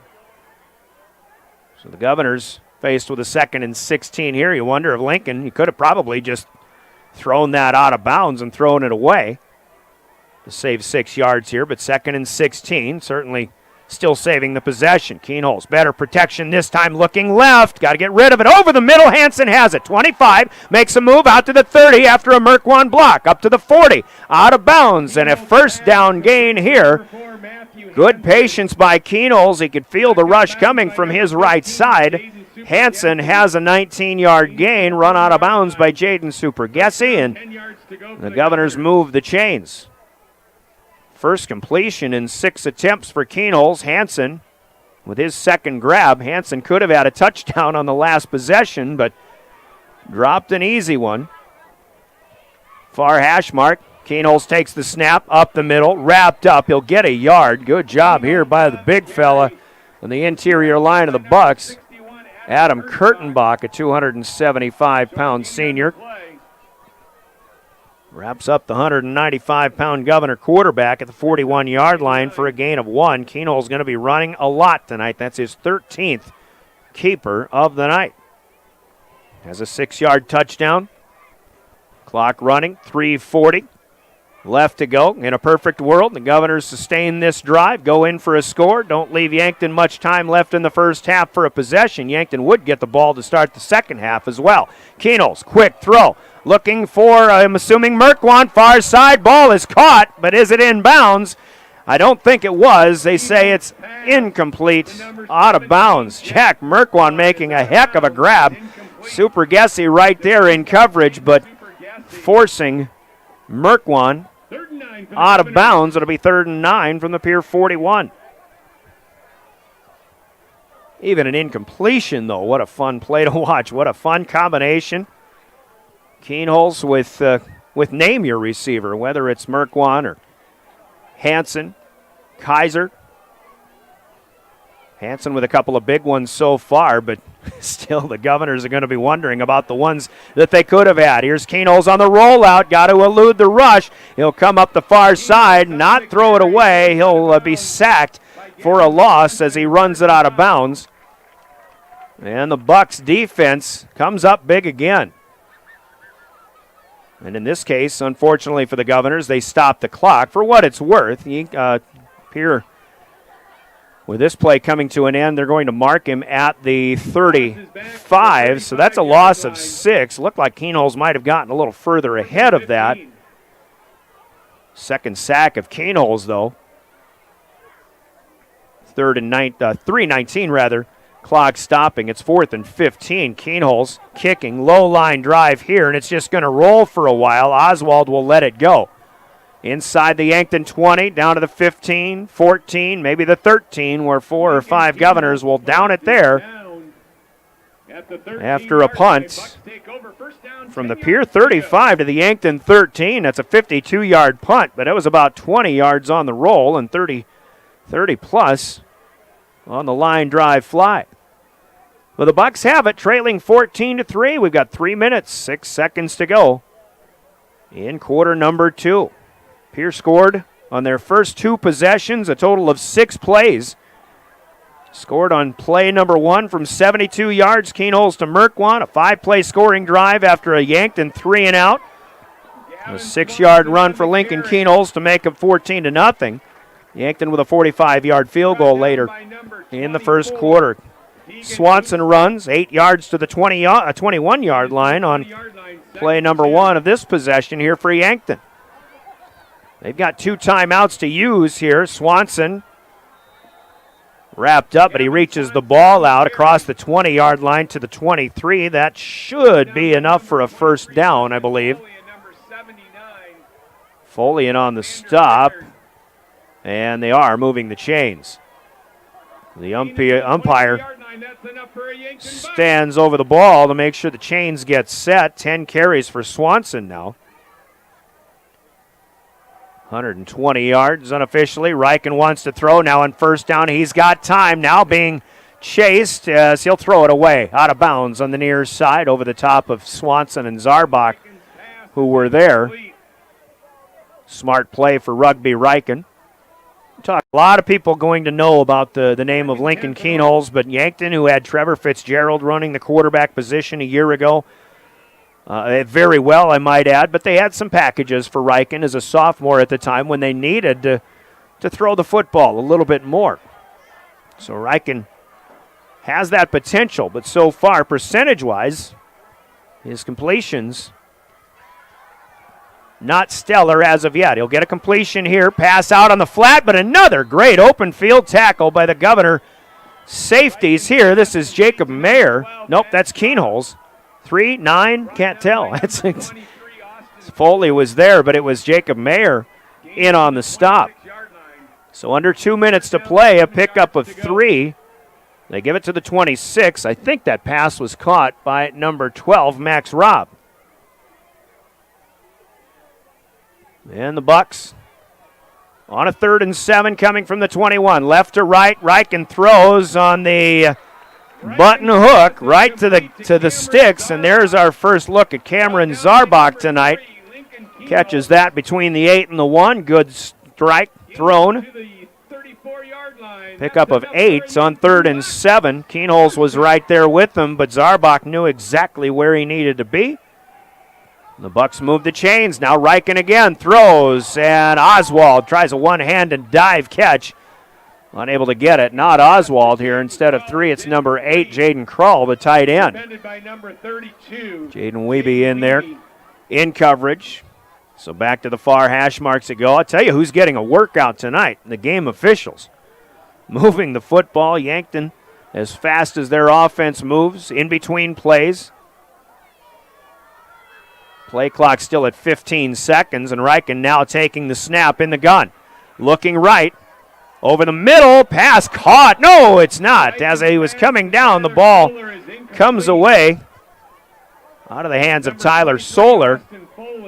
Foley in coverage. Mayer was there as well to help. Now 15 passes thrown by Rugby Reichen tonight. Only 6 of them completed.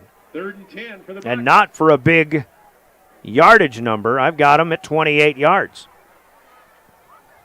Nothing double digits in the passing game so far. 14-3, Governors still lead. Clock stops with the incompletion at 1:18, second quarter. Reichen wants to throw again.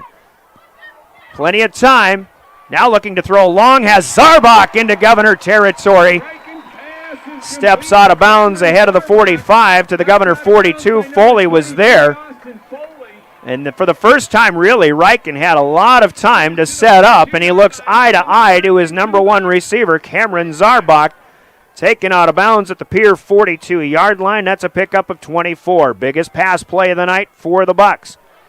See if that gets them going as they try to get a score here before halftime. 69 seconds to play, trailing 14-3. Pierre on top. Reichen getting chased, and he throws over the top of the hands of Tyler Solar at the 30-yard line, incomplete. Solar in between the two lines of defense for the Governors there. 2nd and 10. Good thing he got rid of that Reichen when he did, because one of the Governor linemen, probably Sarda, was breathing down the back of his neck. 2 wideouts, both sides. Swanson is in the backfield with Rugby Reichen. Snap a little bit mishandled. Now thrown over the middle, but miscommunication. Solar cut underneath, and Reichen threw over the top. Reichen ends up on the floor as Brady Getz got to him just a half second too late. And it'll be 3rd and 10. The Governor defense, especially in the secondary, trying to stay tight. 1 minute even to go. Ball on the Governor 42, 3rd down and 10. Solar will move, motion right to left, and they'll take a timeout here. Still had 12 on the play clock, but something didn't look right for Rugby Reichen. And Yankton will be charged with their 2nd timeout here in the first half. Let's take a quick 60 seconds. Coca-Cola breaking the action. Pier 14, Yankton 3. Timeouts here in Governor Football and River 92.7. Check it out this week at Grossenberg Implement. Locations in Winter, Pierre, Phillip, and Belfouche, South Dakota, Bloomfield, Hardington, and Wayne, Nebraska, and Sundance, Wyoming. Or you can check out the Grossenberg customer calendar for details. If you're hunting for a great deal on your next ride, get into Gateway Ford Lincoln Toyota in Pierre. We're locked and loaded on all of our new and used inventory, like this 2018 Toyota Highlander, only $28,495. Looking for low price reliability? Try a 2011 Honda Accord for only $6,995. Who wants a loaded up truck? We have a 2014 Chevy Silverado 1500 LTZ for only $17,995. Get to Gateway Ford Lincoln Toyota in Pierre, 518 East Sioux Avenue. Call 605-224-7378 and visit GatewayFLT.com. The Field House in Pierre is your premier spot to watch all the sports, from your local Govs and Lady Govs, as well as Buffs and Lady Buffs, all the way up to your favorite big league teams. Kick back and relax. On Road 4th Pierre, or call 223-9762. 3rd and 10. Welcome back to Crane Youngworth. Rugby Reichen looking to throw again with time, but now he is brought down by the shoestrings, and we're going to have a flag thrown at the end of the play here for intentional grounding. Chase Sarda gets to Reichen as he rolled out to the right, close to the sideline. He gets him by the shoestrings, and then Reichen flipped the ball forward, and this will be intentional grounding. So the sack of the Yankton quarterback takes him back to the 48-yard line, a loss of 6, and then from there, a 10-yard penalty. And loss of down. It's going to be 4th down in the Yankton County Mile for the Bucks here, and Trevor Paulson will have to come in with 51 seconds left to kick it away. Ball will rest on the Buck 47. Second sack of Reichen by the Governors. Paulson takes his time, puts a big boot into it. Wiebe takes a fair catch. I really like that about Jaden Wiebe. He takes fair catches, and this one for the Governors has it at the 22-yard line. The Governors have shown quick strike ability. We all know about that. Can they get a quick strike or two with 45 seconds left here in quarter number 2? And again, if you're just joining us, Pierce struck right away, 72 yards on the first play from scrimmage. Lincoln Keenholz to Jack Merkwan for an early 7-0 lead. They held Yankton on a 3-and-out and then scored on a 5-play scoring drive that made it look easy on their second possession. But Pierre has missed a couple of field goal opportunities along the way. They've missed a couple of wide open looks for would-be touchdowns a little bit later on. Keenholz on 1st down, looking to throw, rolling left, now throws, and the pass is caught. Going down to the turf, Cade Kaiser with his first grab of the night up to the 35. That's a 13-yard gain and a 1st down. Stop the clock to move the chains. The Governors will hustle. Max Reichen in on coverage, but now as they start up the clock again with 30 seconds to go, Pierce still has 2 timeouts to use, so they can use the middle of the field if they want. Keenholz steps up in the pocket, steps aside from one defender. Oh, he loses the football as he's trying to reach for it. Yankton has the takeaway. Keno's just looking, it looked like he was just trying to reach the ball forward for an extra yard or two. Didn't really need it. Kurtenbach in on the stop for the Bucks, and the Governors, with their first big mistake of the football game, Yankton will have it at the 40-yard line. Keno's had a couple of yards on that run, but he loses the football. A rare mistake for the standout junior signal caller. And Yankton has a golden opportunity starting at the Governor 40-yard line here, and they've got 19 seconds left here in the second quarter. Keno's just needed to fall down with that one. The Governors could call a timeout, but the ball came loose. Yankton falls on it. Now Riken wants to throw. 1st and 10. He's going for Cody Oswald. Oh, and a great play here by Jaden Wiebe. Oswald looking to catch that one in stride. Actually had to come around just a little bit. Wiebe never looked for the football, but once Oswald had that, all he did was stick his arm up in there, knocked it away. Incompletion. 6 seconds off the clock there. Now 2nd and 10, 13 ticks to go. Riken ready to go from the Governor 40. Quick hitter this time to the near side. Zarbach has it. Stays, they'll call him out of bounds. Pickup of about 9 to the 31. He got pushed back into the off to the sideline, so I'm a little surprised that the officials elect to stop the clock on that one. 20 pass attempts for Rugby Riken already in this game. Completion percentage is not great, but now it's 3rd and 1. 10 seconds to play. Bucks do still have one timeout they can use. Oswald in motion to the slot right side. He'll go over the middle. Riken's looking downfield over to Solar. He's got it out of bounds. Foley giving chase. Now 4 seconds left, and Yankton, I think, will probably try a field goal, but a little bit of a gain here to the 24. Pickup of 7 will make it easier for Paulson. That'll be a 1st down, but on 1st down with 4 seconds left, the Bucks are going to try what'll be a 41-yard field goal attempt. Paulson made from 45, back at the 5:04 mark of the first quarter. And the Governors are going to take a timeout here because they have one to burn. Timeout on the field, brought to you by Coca-Cola Bottling. Quick 30, and we'll try this field goal when we come back to close out the first half. This is Governor Football. Nachos, burgers, or one of our air-fried appetizers. Wash down the food with your pick from our array of premium beverages. Between the action, be sure to check out the unique and plentiful memorabilia throughout the building. We can't wait for you to come in and watch the games with us broadcast on liveticket.tv. The Fieldhouse in Pierre.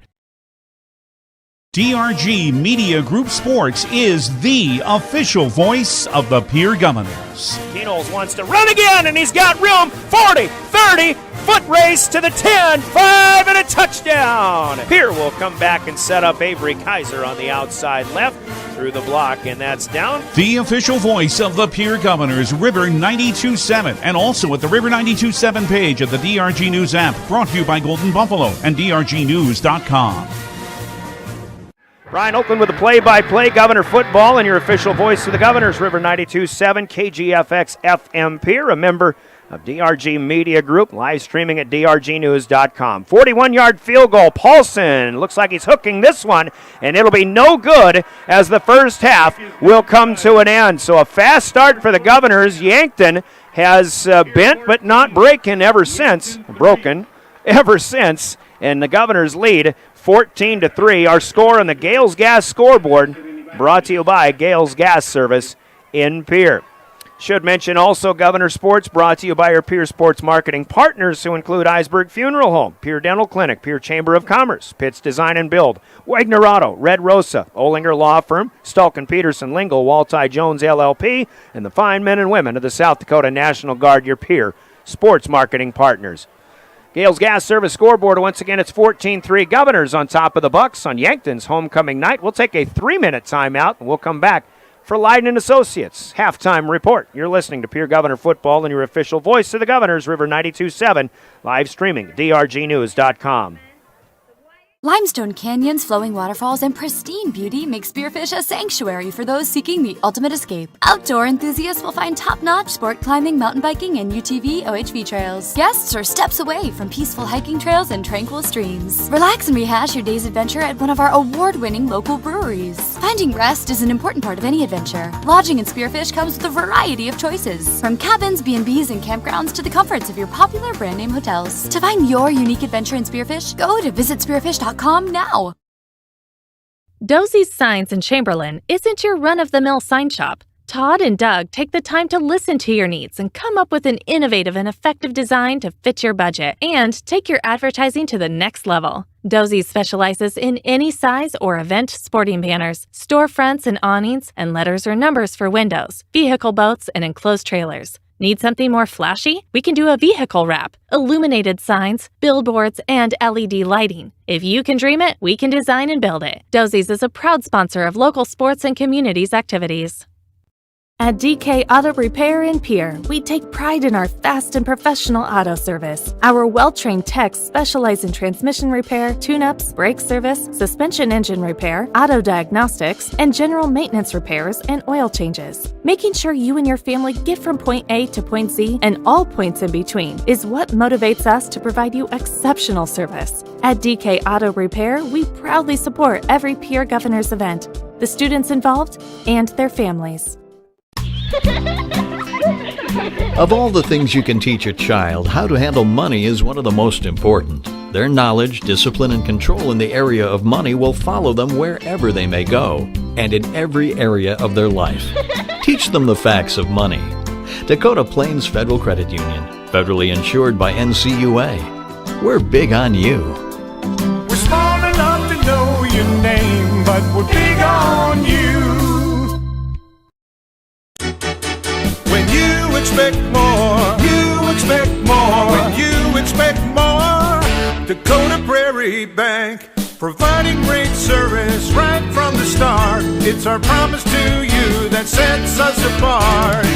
With every handshake and a smile, we go that extra mile. When you expect more, you expect more. When you expect more, Dakota Prairie Bank. This is Randy Schumacher, owner of Capital City Monuments. When the time comes for you to consider the purchase of a memorial, be it ahead of time for yourself or for a loved one who has passed, I am here to help. I have 27 memorials on display in my office. We can design the memorial together when you visit. My reputation has been built on integrity, trust, and caring service to families. I am located across from Hardware Hank on Main Street. Thank you for the opportunity to serve you and your family at Capital City Monuments. Briggs Trucking and Construction in Fort Pierre provides quality freight transportation services, cargo hauling, excavation, and demolition services. They also specialize in dirt and gravel work for everything from commercial work to new construction. Briggs Trucking and Construction will haul everything from light poles to farm and agricultural supplies. The bigger the job or the bigger the load, the better, as that is where their expertise really shines. Contact Briggs Trucking and Construction at 605-280-2848 or email them at cbriggs25@pi.midco.net to visit about your next project.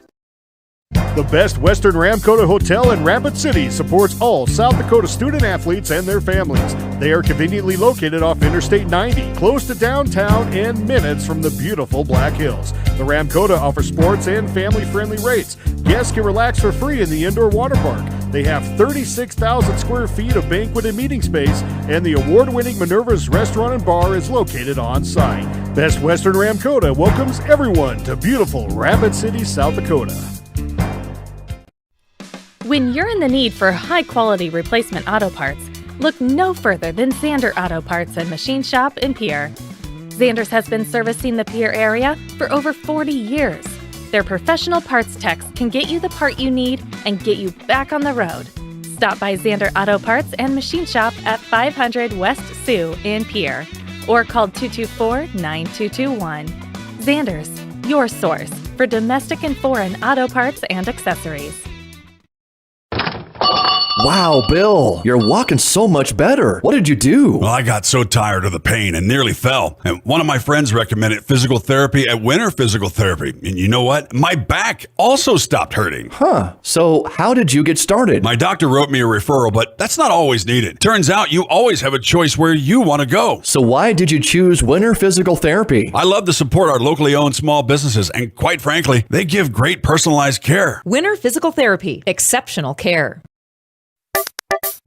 The Golden Buffalo Casino at Lower Brule is proud of our area youth for their competitive spirit and participation in the various high school activities. It takes dedication and commitment to be the best you can be. It's all about sportsmanship and not whether you win or lose, but how you play the game. The Golden Buffalo Casino is your winning destination for great food and more ways to win more often. Our youth, our future. We at the Golden Buffalo Casino say thanks for all you do. Join the team and take on your legacy. Since 1862, the South Dakota Army National Guard has been ready to defend our freedom and our way of life. When our nation calls, we are there to help our friends, neighbors, and communities in the event of forest fires, floods, tornadoes, and severe winter storms right here in South Dakota. Now we want you to write the next chapter in our rich history of the South Dakota Army National Guard. Visit their Facebook and Instagram pages or nationalguard.com/SD. The Pierre Fire Department has a strong and proud history of volunteering for our community since 1881. We have some great men and women who are serving our community, and we are always looking for more quality volunteers. No experience is necessary, as we provide training locally. If you are looking for the next adventure and an opportunity to serve your community, volunteer today. It's as easy as calling 605-773-7401 to get started.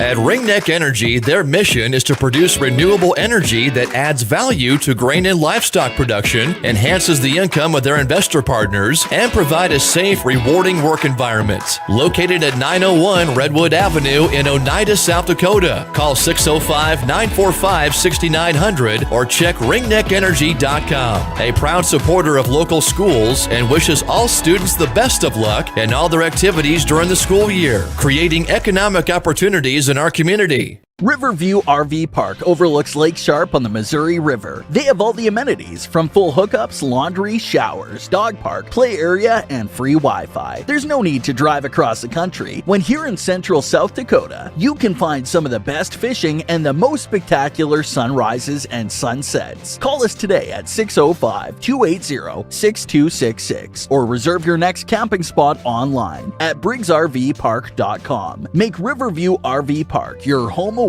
from home experience. Service Master of Pierre is your go-to service experts for a wide variety of cleaning needs.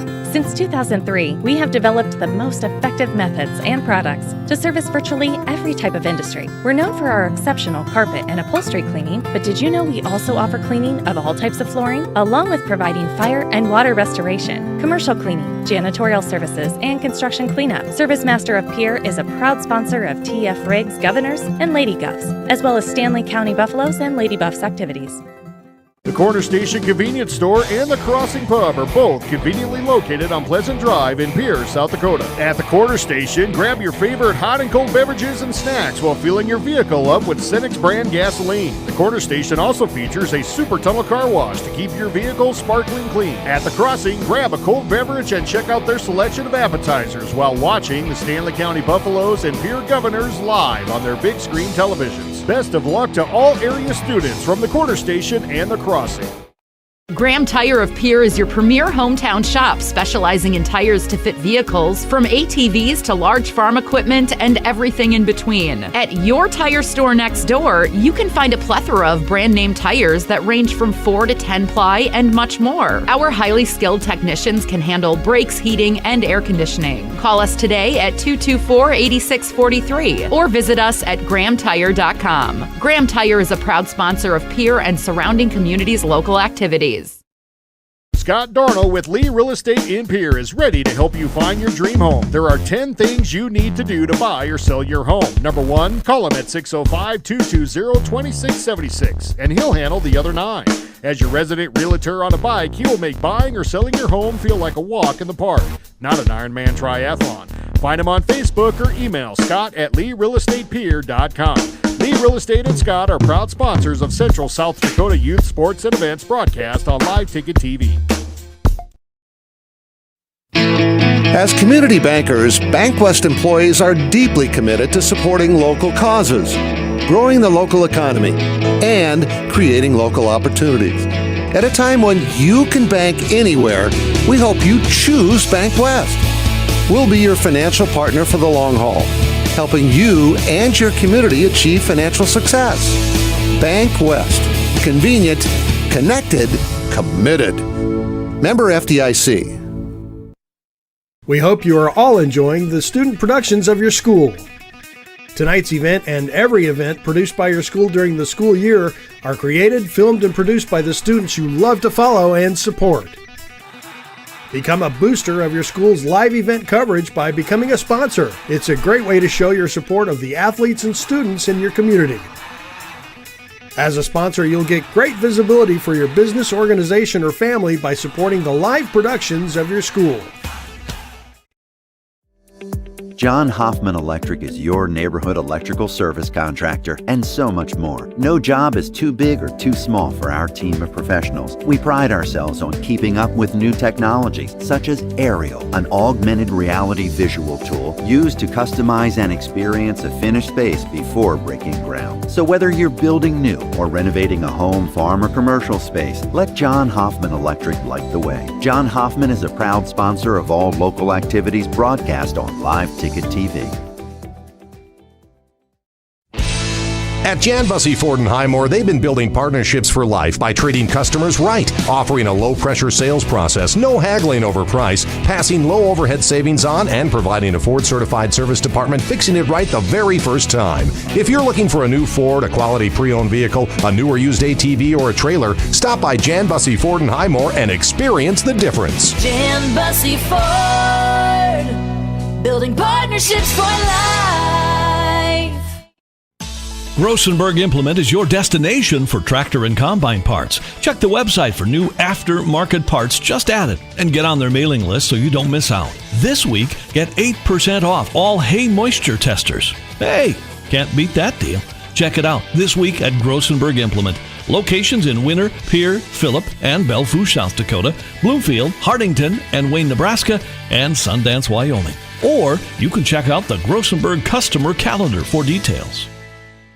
If you're hunting for a great deal on your next ride, get into Gateway Ford Lincoln Toyota in Pierre. We're locked and loaded on all of our new and used inventory, like this 2018 Toyota Highlander, only $28,495. Looking for low price reliability? Try a 2011 Honda Accord for only $6,995. Who wants a loaded up truck? We have a 2014 Chevy Silverado 1500 LTZ for only $17,995. Get to Gateway Ford Lincoln Toyota in Pierre, 518 East Sioux Avenue. Call 605-224-7378 and visit GatewayFLT.com. The Fieldhouse in Pierre is your premier spot to watch all the sports, from your local Govs and Lady Govs, as well as Buffs and Lady Buffs, all the way up to your favorite big league teams. Kick back and relax with a pizza, nachos, burgers, or one of our air-fried appetizers. Wash down the food with your pick from our array of premium beverages. Between the action, be sure to check out the unique and plentiful memorabilia throughout the building. We can't wait for you to come in and watch the games with us broadcast on LiveTicket.tv. The Fieldhouse in Pierre. DRG Media Group Sports is the official voice of the Pierre Governors. Kenols wants to run again, and he's got room. 40, 30, foot race to the 10, 5, and a touchdown. Pierre will come back and set up Avery Kaiser on the outside left through the block, and that's down. The official voice of the Pierre Governors, River 92.7, and also at the River 92.7 page of the DRG News app, brought to you by Golden Buffalo and DRGnews.com. Limestone canyons, flowing waterfalls, and pristine beauty make Spearfish a sanctuary for those seeking the ultimate escape. Outdoor enthusiasts will find top-notch sport climbing, mountain biking, and UTV OHV trails. Guests are steps away from peaceful hiking trails and tranquil streams. Relax and rehash your day's adventure at one of our award-winning local breweries. Finding rest is an important part of any adventure. Lodging in Spearfish comes with a variety of choices, from cabins, B&Bs, and campgrounds to the comforts of your popular brand-name hotels. To find your unique adventure in Spearfish, go to visitspearfish.com now.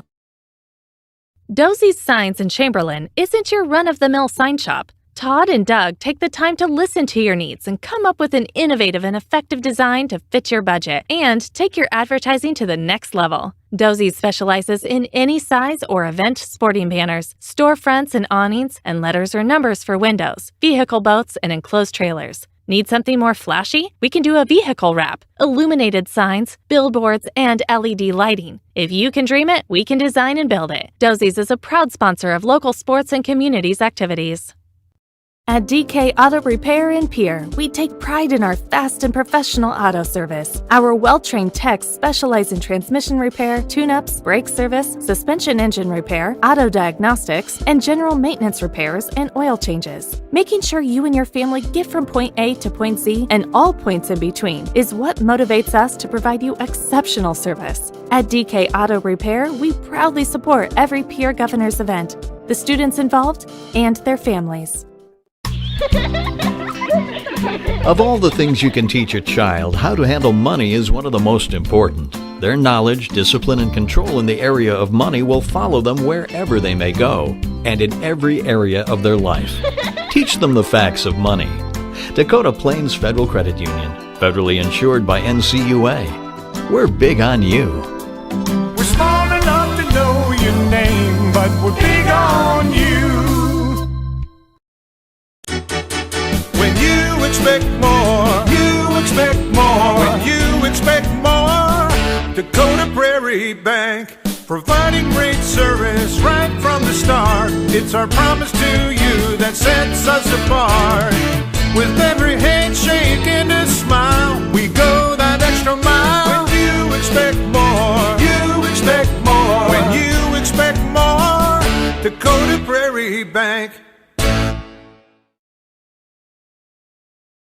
This is Randy Schumacher, owner of Capital City Monuments. When the time comes for you to consider the purchase of a memorial, be it ahead of time for yourself or for a loved one who has passed, I am here to help. I have 27 memorials on display in my office. We can design the memorial together when you visit. My reputation has been built on integrity, trust, and caring service to families. I am located across from Hardware Hank on Main Street. Thank you for the opportunity to serve you and your family at Capital City Monuments. Briggs Trucking and Construction in Fort Pierre provides quality freight transportation services, cargo hauling, excavation, and demolition services. They also specialize in dirt and gravel work for everything from commercial work to new construction. Briggs Trucking and Construction will haul everything from light poles to farm and agricultural supplies. The bigger the job or the bigger the load, the better, as that is where their expertise really shines. Contact Briggs Trucking and Construction at 605-280-2848 or email them at cbriggs25@pi.midco.net to visit about your next project. The Best Western Ramkota Hotel in Rapid City supports all South Dakota student athletes and their families. They are conveniently located off Interstate 90, close to downtown and minutes from the beautiful Black Hills. The Ramkota offers sports and family-friendly rates. Guests can relax for free in the indoor water park. They have 36,000 square feet of banquet and meeting space, and the award-winning Minerva's Restaurant and Bar is located on site. Best Western Ramkota welcomes everyone to beautiful Rapid City, South Dakota. When you're in the need for high-quality replacement auto parts, look no further than Zander Auto Parts and Machine Shop in Pierre. Zander's has been servicing the Pierre area for over 40 years. Their professional parts techs can get you the part you need and get you back on the road. Stop by Zander Auto Parts and Machine Shop at 500 West Sioux in Pierre or call 224-9221. Zander's, your source for domestic and foreign auto parts and accessories. Wow, Bill, you're walking so much better. What did you do? Well, I got so tired of the pain and nearly fell. And one of my friends recommended physical therapy at Winter Physical Therapy. And you know what? My back also stopped hurting. Huh. So how did you get started? My doctor wrote me a referral, but that's not always needed. Turns out you always have a choice where you want to go. So why did you choose Winter Physical Therapy? I love to support our locally owned small businesses, and quite frankly, they give great personalized care. Winter Physical Therapy. Exceptional care. The Golden Buffalo Casino at Lower Brule is proud of our area youth for their competitive spirit and participation in the various high school activities. It takes dedication and commitment to be the best you can be. It's all about sportsmanship and not whether you win or lose, but how you play the game. The Golden Buffalo Casino is your winning destination for great food and more ways to win more often. Our youth, our future. We at the Golden Buffalo Casino say thanks for all you do. Join the team and take on your legacy. Since 1862, the South Dakota Army National Guard has been ready to defend our freedom and our way of life. When our nation calls, we are there to help our friends, neighbors, and communities in the event of forest fires, floods, tornadoes, and severe winter storms right here in South Dakota. Now we want you to write the next chapter in our rich history of the South Dakota Army National Guard. Visit their Facebook and Instagram pages or nationalguard.com/SD. The Pierre Fire Department has a strong and proud history of volunteering for our community since 1881. We have some great men and women who are serving our community, and we are always looking for more quality volunteers. No experience is necessary, as we provide training locally. If you are looking for the next adventure and an opportunity to serve your community, volunteer today. It's as easy as calling 605-773-7401 to get started. At Ringneck Energy, their mission is to produce renewable energy that adds value to grain and livestock production, enhances the income of their investor partners, and provide a safe, rewarding work environment. Located at 901 Redwood Avenue in Oneida, South Dakota. Call 605-945-6900 or check ringneckenergy.com. A proud supporter of local schools and wishes all students the best of luck in all their activities during the school year, creating economic opportunities in our community. Riverview RV Park overlooks Lake Sharp on the Missouri River. They have all the amenities from full hookups, laundry, showers, dog park, play area, and free Wi-Fi. There's no need to drive across the country. When here in central South Dakota, you can find some of the best fishing and the most spectacular sunrises and sunsets. Call us today at 605-280-6266 or reserve your next camping spot online at briggsrvpark.com. Make Riverview RV Park your home away from home experience. Service Master of Pierre is your go-to service experts for a wide variety of cleaning needs. Since 2003, we have developed the most effective methods and products to service virtually every type of industry. We're known for our exceptional carpet and upholstery cleaning, but did you know we also offer cleaning of all types of flooring, along with providing fire and water restoration, commercial cleaning, janitorial services, and construction cleanup. Service Master of Pierre is a proud sponsor of TF Riggs Governors and Lady Govs, as well as Stanley County Buffaloes and Lady Buffs activities. The Corner Station Convenience Store and the Crossing Pub are both conveniently located on Pleasant Drive in Pierre, South Dakota. At the Corner Station, grab your favorite hot and cold beverages and snacks while feeling football. Of course, Governors have soccer at the PILC Soccer Fields hosting Sioux Falls Jefferson. That's tomorrow. You can see the live video stream, drgnews.com, with live ticket, live streaming. Caleb says yes. Of course, at the PILC Soccer Fields. Those are 1 and 3. Couple of big volleyball matches coming up as well. We'll touch on those in postgame, but our Comtech opening kick from Cole Peterson in the second half, taken by Cody Oswald of the Yankton Bucks at the 3-yard line. Room to run, far side as he's tripped up. He gets upended up in the air, but not until Oswald is out across the Yankton 35-yard line. And Cole Peterson, the kicker, puts him hard to the ground. Tripped up in midair at the 38, and Yankton will start in pretty decent field position. And a good special teams play right away. So Pierre up 14-3. We'll see what adjustments both teams have talked about. See if they can make any here. As we get going in the second half, Gavin Swanson, who's had some big yardage, picked up in chunks a couple of times in the first half, takes the handoff, but just a 2-yard gain to the 40-yard line. Hayden Espy Hayden Espy in on the stop. And that was a big tackle, I think, right away for Espy. I think Swanson could have been running a while. Here's an option. Reichen takes a hit, and he pitches back to Swanson, but Foley and the Governors will cover this one up, and a loss of 2 back to the original line of scrimmage at the 38.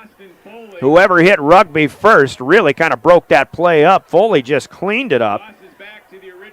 So 2 on the first play for Swanson. He gives them back. The Bucks give them back on the second play. It's 3rd and 10. First minute, we're still in it. In the third quarter. Welcome back. It's good to have you here. Nice night for football. 67 game time temperature. 57 as the second half starts. Governors give chase to Reichen. He's got to unload out of bounds. Intended for Zarbach. And a 3 and out here for Yankton as the Governors defense shines early on here in the third quarter. 21 pass attempts for Reichen in the first half. That's his 22nd, but Trevor Paulson will have to come in to kick. Yankton, by the way, moving from east to west. There was a bit of a breeze earlier, moving in this direction. I should say west to east. Paulson would have it at his back if there is one. Of course, Crane Youngworth surrounded by trees, which keep it pretty well blocked. Here is a Paulson kick that'll die inside the Pierre 35-yard line. Not his longest kick of his career. I think we've seen the longest one. That was last year when he boomed a 70-yarder to get Yankton out of their own shadow, their own goalpost last year. But tonight, he's done a solid job, but nothing like that. Now this one here puts the Governors in decent field position at their own 33-yard line. After a quick 3 and out for Yankton, 10:46 to go, quarter number 3, the Governors on top, 14-3. Scored on their first 2 possessions, including on their first play from scrimmage in the first half. And this one here gets past Mosier. It was Hansen, the intended receiver, but I think he got distracted by Mosier, who flinched on that pass. Both of them were right there in a direct line. Hansen's unable to haul it in. Lincoln Keenholz throws his 14th pass of the night. He's throwing under 50% tonight as well. He actually missed on 5 in a row through that first half after he started 4 for 5. Now 6 out of 14. 2nd and 10 for the Govs. Pierre Road White with a green helmet, some numbers and trim. Flag is thrown as Keenholz runs through left guard and tackle. Good for a 10-yard gain, and as Keenholz is trying to get up, he gets pushed back, apparently, to the ground. So we're going to have a holding penalty as that was thrown early, and at the end of the play, we may have some unnecessary roughness. My hunch is it's against Yankton. I'm not sure about that, though. Keenholz, in the meantime, had a would-be gainer up to the 44-yard line. Good for 11. But that's not going to stick. 2 penalties here. 1 for each team. So holding for the Governors back at the line of scrimmage. And the dead ball personal foul on the Bucks. So we'll see how they pick this. They're going to assess each penalty because of the dead ball foul on the Bucks. So the Governors are marked back 10 yards, but then they'll get marked forward 15, and essentially they'll gain 5. However, the down marker will be set, the ball will be spotted at the 36-yard line. So essentially the holding penalty is a few yards behind the line of scrimmage, and it turns into a 3-yard gain for the Governors, and the play counts as well. Although, no, it doesn't. It's still 2nd down. Instead of 2nd and 10, it's 2nd and 7. Keenholz will take the snap after a couple of claps. Short side of the field, he runs to the left, far side. He's across the 40-yard line, close to a first down. Might be a yard short. Charlie Foote, who had a good defensive first half. It's his name called for the first time in the second half. Keenholz to the 43 is a gain of 7. It looks like the line to gain guy is ready to move, and now it is a Governor first down. Keenholz's 15th carry of the night. That one puts him over 100. at 101. Had a 6-yard touchdown in the first half. Important drive for the Governors here, I think. 14-3. They haven't scored since the 8:50 mark of the first quarter. Hansen has one in traffic on the receive from Keenholz into Yankton territory, brought down to the 45-yard line. Cody Oswald in coverage. But a gain of 12 here from Keenholz to Hansen. That was the second time they tried that hookup on that same pass. They complete it this time. The Governors move the chains. Governors moving from left to right, east to west here at Crane Youngworth Field, at a historic field. Played old Yankton college games here. Of course, Yankton football tradition is as good as anybody's in South Dakota. They've been playing great football for a lot of years. Now they've got Mount Marty Lancer football going on too, as they've started up that program. So football is a buzz here in Yankton. Keenholz on a keeper, 4 yards up the gut to the 49 of the Governors. Second down and 6. Take that back to the 41 of the Bucks. Here was already in Yankton's side of the field. Ball in between the hash marks, closer to the near side. Coming down on 3 minutes gone by here in the second half, third quarter. Jet sweep is a fake to Mosier. Keenholz wants to throw, looking on the go route. Merkwan out there, and it's picked off. Merkwan was reaching back for it. It looked like initially he had it, but in coverage, Jaden Supergessi comes down with it. Inbounds, and the Governors will turn it over for the second time tonight. This is a long pass play. It turns into essentially the same effectiveness as a punt. Yankton will have it in poor field position, but a great takeaway by Supergessi. And Yankton, who had the first 2 turnovers of the night, the Governors now have 2 of their own. Yankton's got it inside their own 4-yard line, though, so a tough situation. 1st and 10. They'll keep it on the ground with Reich, and he cuts back, still on his feet. Now he's got room to the 10, 15 far side. Mayer giving chase to the 25 to the 30, out of bounds, and a great run here for the junior quarterback, Rugby Reichen. And the Bucks talk about getting some breathing room. A 27-yard gain out to the 31. Great play there for Rugby Reichen, who only had 12 yards on 6 carries in the first half. Option, pitch to the right, Swanson here as he cuts back, juking and jiving through traffic. Up ahead of the 35, brought down at about the 38-yard line. That's 7 for Swanson. Just like that, as Stotts brings him down, it is a little bit of a momentum boost here for Yankton. Starting at their 4-yard line, but 31 yards for Reichen, or 27 rather, to the 31. Swanson lowers the boom as he approaches the line to gain here across the 40. Give him the 42 at least, and that will be a first down. Weeby and Foley have been all over the place defensively for the Governors tonight, and that's 4 yards to the 42, first down for Swanson. And the home team, the far sideline, Yankton again going quickly on these play calls.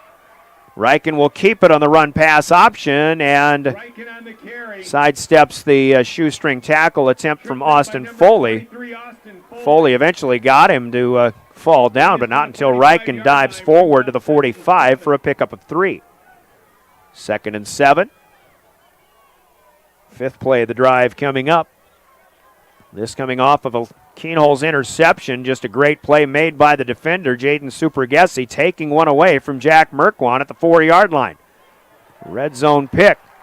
Now Reichen will complete to the far side. Yankton starting to get some, like we said, momentum, but also a little bit of rhythm here in their offense. Into Pierre territory to the 47-yard line. They put it at the 48, we'll call it. That's a first down pickup on the hookup from Reichen to Tyler Solar. Gain of 7 there. Solar's 4th catch. Swanson has the call on first down inside the Pierre 45 to the 44. So 4 more here. Chase Sarda again in on the stop. Gain is to the 44, brings up 2nd and 6. Swanson well over 100 tonight, thanks in large part to 2 big runs in the first half. Still 14-3. He's got another one here, but nowhere to go. Dre Burnt, Gavin Stotts, job well done. I think this is it is not Swanson, it's Ethan Bradwish, who came in off the bench for his second carry of the night. Governors push him back to the 45. That's a loss of a yard. 3rd and 7. And again, Stotts and Burnt were there, now 3rd and 7. Yankton in a likely passing situation with 6:40 to go, third quarter, right in between the hash marks. Riken on the red Y in midfield as he throws out far side, but this one will carry the receiver, Cody Oswald, out of bounds. Even if he catches that, it would have been incomplete as Oswald was well out of bounds. Wiebe was right there, step for step for 8. So 8 plays for the Bucks as they turn over the Governors at the 4-yard line. They get out to midfield and a little bit more, but now Paulson will have to punt. Yankton will still trail 14-3, but I think they can be pretty happy with that possession there if they pin the Governors back deep. Paulson punts from his own 45, and this one called for and fair caught by Jaden Wiebe at the Pierre 11-yard line. So another good punt there for Paulson. The Governors now will be pinned in their own red zone. We'll see what they can do on their second possession of this, our second half of play. 6:27 to go. Boy, the way the Governors started this game, 6 plays in 3 minutes and 10 seconds. They had a 14-0 lead. It did not feel at the time that the Governors would still be leading, only 14-3. They've had 2, 3, 4, 5, 6 possessions since, and they've come up empty, despite some golden opportunities in that first half. We'll get a chance to talk with Coach Steve Steele at the end of that one. But here we go, 1st and 10 from the 11-yard line. Worst starting field position for the Govs tonight. They'll move from left to right. Keenholz on the shotgun snap. Long one out, had a man wide open, but overthrowing Cade Kaiser out on the far side. If Kaiser catches that one, he's still running, and he probably was going to score. But just overshot, and a rare misfire here for Keenholz.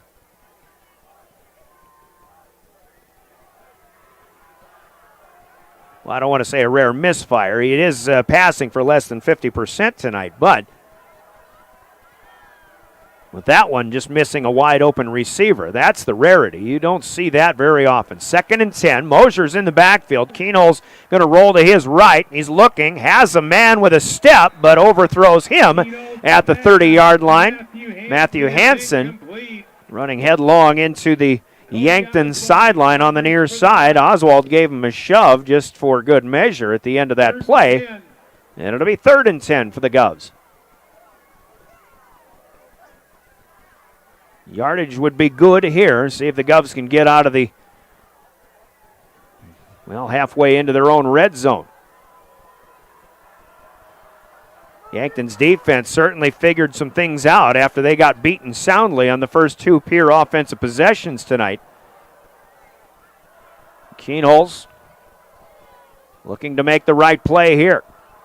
3rd and 10 from the 11. Has to throw it quickly out on the near side, and a good open field tackle. The tackle made. The pass complete to Jet Zabel at the 15-yard line, but that's only a gain of 4, and Lincoln had to get rid of that one quickly. First reception for the tight end Zabel tonight. But another good open field tackle. We've seen the Governors making good plays in the open field, especially tackling-wise from the defensive backfield in particular, linebackers as well. Keenholz will have to punt. He stands inside his own 5-yard line. Comes to the right, kicks to the near side, and this one's going out of bounds, and that is not what the Governors needed. Yankton's going to start in Pierre territory. Keenholz trying to draw some attention, and they're only going to give him to the Governor 40. That's a 25-yard punt, and the Yankton Bucks in a good opportunity coming up. Their second possession that they'll start on the Pierre side of the 50-yard line with 5:35 to go. It's at the 40. 1st and 10, Yankton. Governor Sports and River 92.7, sponsored in part by Pierre Sports Marketing sponsors, including Bank West, Gateway Ford Lincoln Toyota, Avera Orthopedics, Rinky Gray Wealth Management, and Overhead Door Company in Pierre. First down play for Yankton as Gavin Stotts will swallow up Gavin Swanson. Brought down by Brady Getz. Brady Getz is in there as well. Stotts was trying to rip the ball away, unsuccessful. It'll be 2nd and 10 after no gain for Swanson. Rugby Riken from the near hash mark has to move over to line up behind his center. Wants to throw on 2nd down. Here come the Govs. Pressure. Riken gets out of the pocket and now has to scramble. He eludes a tackle at the 40 to the 35, and he's going to be brought down out of bounds. And a Governor penalty on the end by Dre Burnt will tack on 15 yards. They say this was a late hit. And if I were a homer, I would say I think Burnt actually had that hit initiated. He grabbed him in the field of play, and it was just to finish the play. He brought him down, but he was well out of bounds when he came down. So a 9-yard scramble to the 31. Good play for Riken, but tack on 15. And that will put the Bucks into the red zone at the 16-yard line. Third penalty, it'll be marked against the Governors tonight. 15-yarders hurt them a little bit last week at Douglas, but this one, I think, hurts them a little bit more. Yankton on first down. Sard is in the backfield again. The ball is loose. The Governors have it. Picked up at the 30-yard line. Far side to the 50. One Yankton Buck giving chase and bringing him down at the 41-yard line, saving a touchdown. Dre Burnt with the sack. Or no, Dre had the pickup of the fumble, so a takeaway for the Governors and a huge turnover by the Bucks. The Governors got a sack of Rugby Riken. Fumble picked up. And now Pierre is in business. On the third turnover by the Bucks, that's 5 turnovers overall in this game now. You can tell that both teams and both defenses in particular want this one pretty bad. Governors have it at the Buck 42-yard line. Left to right. Third quarter running. Lincoln Keenholz running, tripped up. He'll dive ahead of the 40, inside the 40-yard line, down at the 39. Sam Kampshoff stops Keenholz for a gain of 3. Gain of 4 brings up 2nd and 6. Lincoln over 100 yards rushing. And he's also got 187 yards passing unofficially. That's a pretty good night, but he's going to need some more. Governors lead 14-3, 4:10 to go, third quarter. 2nd and 7 here for Pierre at the Yankton 39. Second handoff of the night to Brock Mosier, and it looked like he stumbled out of the backfield. Coming through there was Adam Kurtenbach as well. He might have got him tripped up, and Mosier falling ahead for a gain of just a yard to the 38. 3rd and 6. Maybe you can hear. 3rd and 6. Here at the Crane. And again, we'll say it again. We've said it a few times. I think an important possession. The Governors just need to get momentum back on their side. Again, they continue to lead 14-3. The defense is doing the job, but Yankton gets through on the blitz. Keenholz eludes for now, throws near side, was looking for Merkwan coming all the way across the field, or rather Jet Zabel. But he just throws it at his feet. Zabel didn't have a chance to get down and get it. That was a great keep alive by Keenholz, but the play ends in an incomplete pass. Pierre has it 4th and 6 and a decision to make. 4th and 6. I say they go for it. Looks like they will. At the Yankton 38-yard line, you can try to punt and certainly pin them deep again, but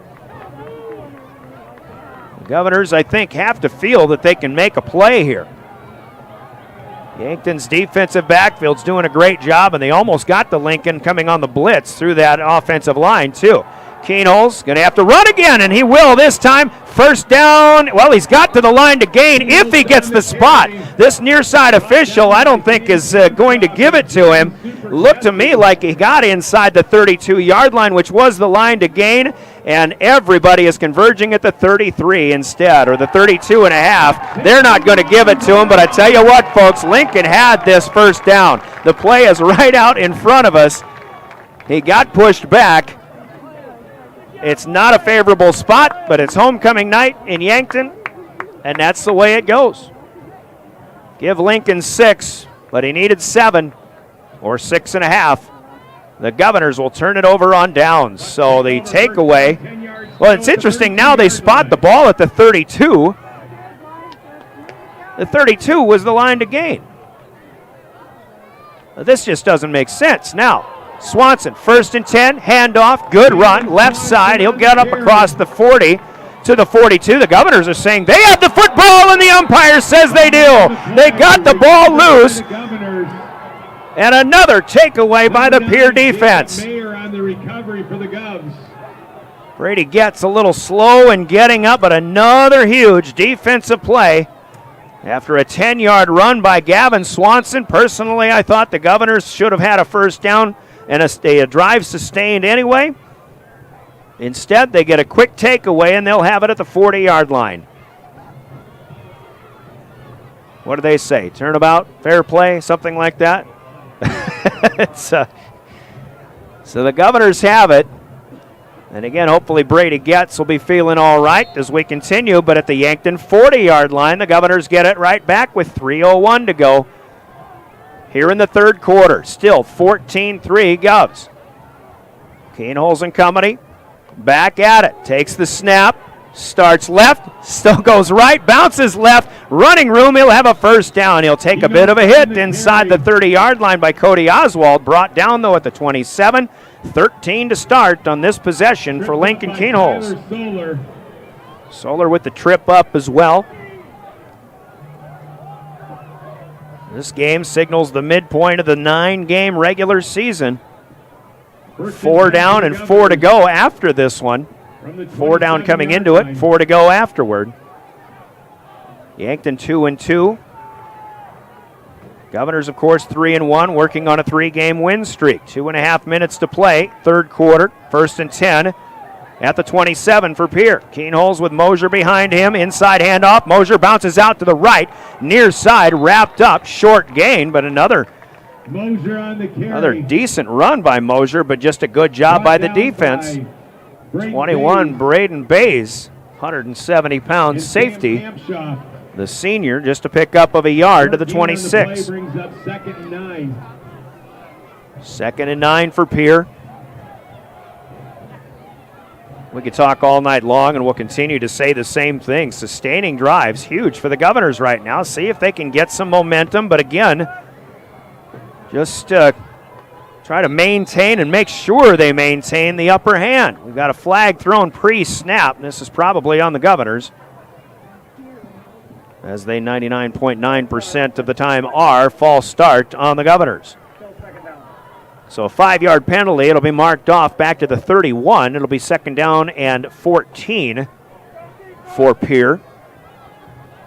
The ball on the inside of the near hash mark as Pierre continues to move left to right. And again, whatever breeze there was earlier, that flag is resting comfortably over to our right on the far side of the field.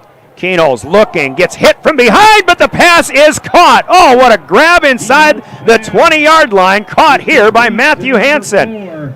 Tackled at the 16. In coverage here was James Stewart. Big grab, strike thrown by Keenholz, but it looked like Hansen had, I think it was Stewart in coverage. They said Tyler Solar, but a 15-yard gain here to Hansen. I think Hansen just took that one right away from Stewart, who had his hand all over that one. 1st and 10 in the red zone. Here comes Mosier on the inside handoff. He stood up, but he still keeps his legs churning and burning inside the 15-yard line. Stopped, I should say, at the 14. That'll be a pickup of 2. Brings up 2nd and 8. Mosier with just a yard here and a yard there, couple yards this time to bring up 2nd and 8, but it is important for the Governors to keep Yankton guessing on who's going to get the football. 35 seconds to go, so in a so far scoreless third quarter of play. Second quarter, we didn't have any scoring. Third quarter, the same. It's still 14-3. Jaden Wiebe is in there. He's in motion. Keenholz starts left, and they're going to blow whistles here, and there was a illegal start. Cade Kaiser is the guilty party here for the false start. So Pierre may be getting a little bit antsy. They're guilty of their 5th penalty on the night. Clock stopping for now with 20 seconds to go. 2nd down and 14 coming for the Govs. 2nd and 13 to be a little more exact. Still in the red zone, the Governors at the 19 of the Bucks. Looking to add to an 11-point lead. Keenholz being patient. Actually, they'll let the clock run out here on this third quarter. So on the Gales Gas Service scoreboard, the Governors still maintain a 14-3 lead. Scoreboard brought to you by Gales Gas Service in Pierre, but they'll have it 2nd and 13 after the break from the Yankton 19-yard line. You're listening to Pierre Governor Sports and your official voice of the Governors, River 92.7 and DRGnews.com, made possible in part by your Pierre Sports marketing partners who include Midco, Guadalajara Mexican Restaurant, Kelly's Retirement Home, and Delta Dental, First Dakota National Bank, Maher Law Office, Comtech, Kathy Sonnenschein Properties, American Bank and Trust, All Around Graphics, Anderson Rumsa Dental, and Capital City Campus, your Pierre Sports marketing partners. Let's pause for 30 seconds. We go to quarter number 4, a good one here in Yankton on homecoming night. The Governors on top, 14-3 on River 92.7. Up with Cenex brand gasoline. The corner station also features a super tunnel car wash to keep your vehicle sparkling clean. At the crossing, grab a cold beverage and check out their selection of appetizers while watching the Stanley County Buffaloes and Pierre Governors live on their big screen televisions. Best of luck to all area students from the corner station and the crossing. Graham Tire of Pierre is your premier hometown shop, specializing in tires to fit vehicles, from ATVs to large farm equipment and everything in between. At your tire store next door, you can find a plethora of brand name tires that range from 4 to 10 ply and much more. Our highly skilled technicians can handle brakes, heating, and air conditioning. Call us today at 224-8643 or visit us at grahamtire.com. Graham Tire is a proud sponsor of Pierre and surrounding communities' local activities. With just a field goal on the scoreboard, and now it is Pierre at the 19-yard line of the Yankton Bucks after a couple of takeaways in that third quarter. Had an opportunity but lost it on downs in the first try here. After another Yankton fumble, the Governors started this possession at the 40-yard line. Now after a false start penalty, we start the fourth quarter, 2nd and 13. Driven by the Office of Highway Safety of the state of South Dakota, who say, buckle up as seatbelts save lives. Keenholz on 2nd down, rolling out to the right, throwing underneath. Oh, is this picked off? I think the pass is incomplete. Nobody's celebrating in red. Governors dodge a bullet here. Over on the far side, it'll be 3rd down and 13. As you listen to Pierre Governor Football, your official home of the Governors, River 92.7, KGFX FM Pierre, a member of DRG Media Group. And we're live streaming with the help of our friends from Live Ticket on DRGnews.com and the River 92.7 page, the DRG News app as well. For smartphones, sponsored by the Golden Buffalo Casino in Lower Brule. Brian Oakland with the play-by-play. Keenholz and company at 3rd and 13. From the Yankton 19-yard line. Keenholz steps up, wants to float it to the far corner, and it's incomplete. Good coverage out there once again, and the Governor receiver too far away to see exactly who it is, a little bit slow in getting up. And up now and on that far sideline. Could be Merkwan, could be Kaiser. I just can't tell. I'm pushing 50, and my eyes aren't that good anymore.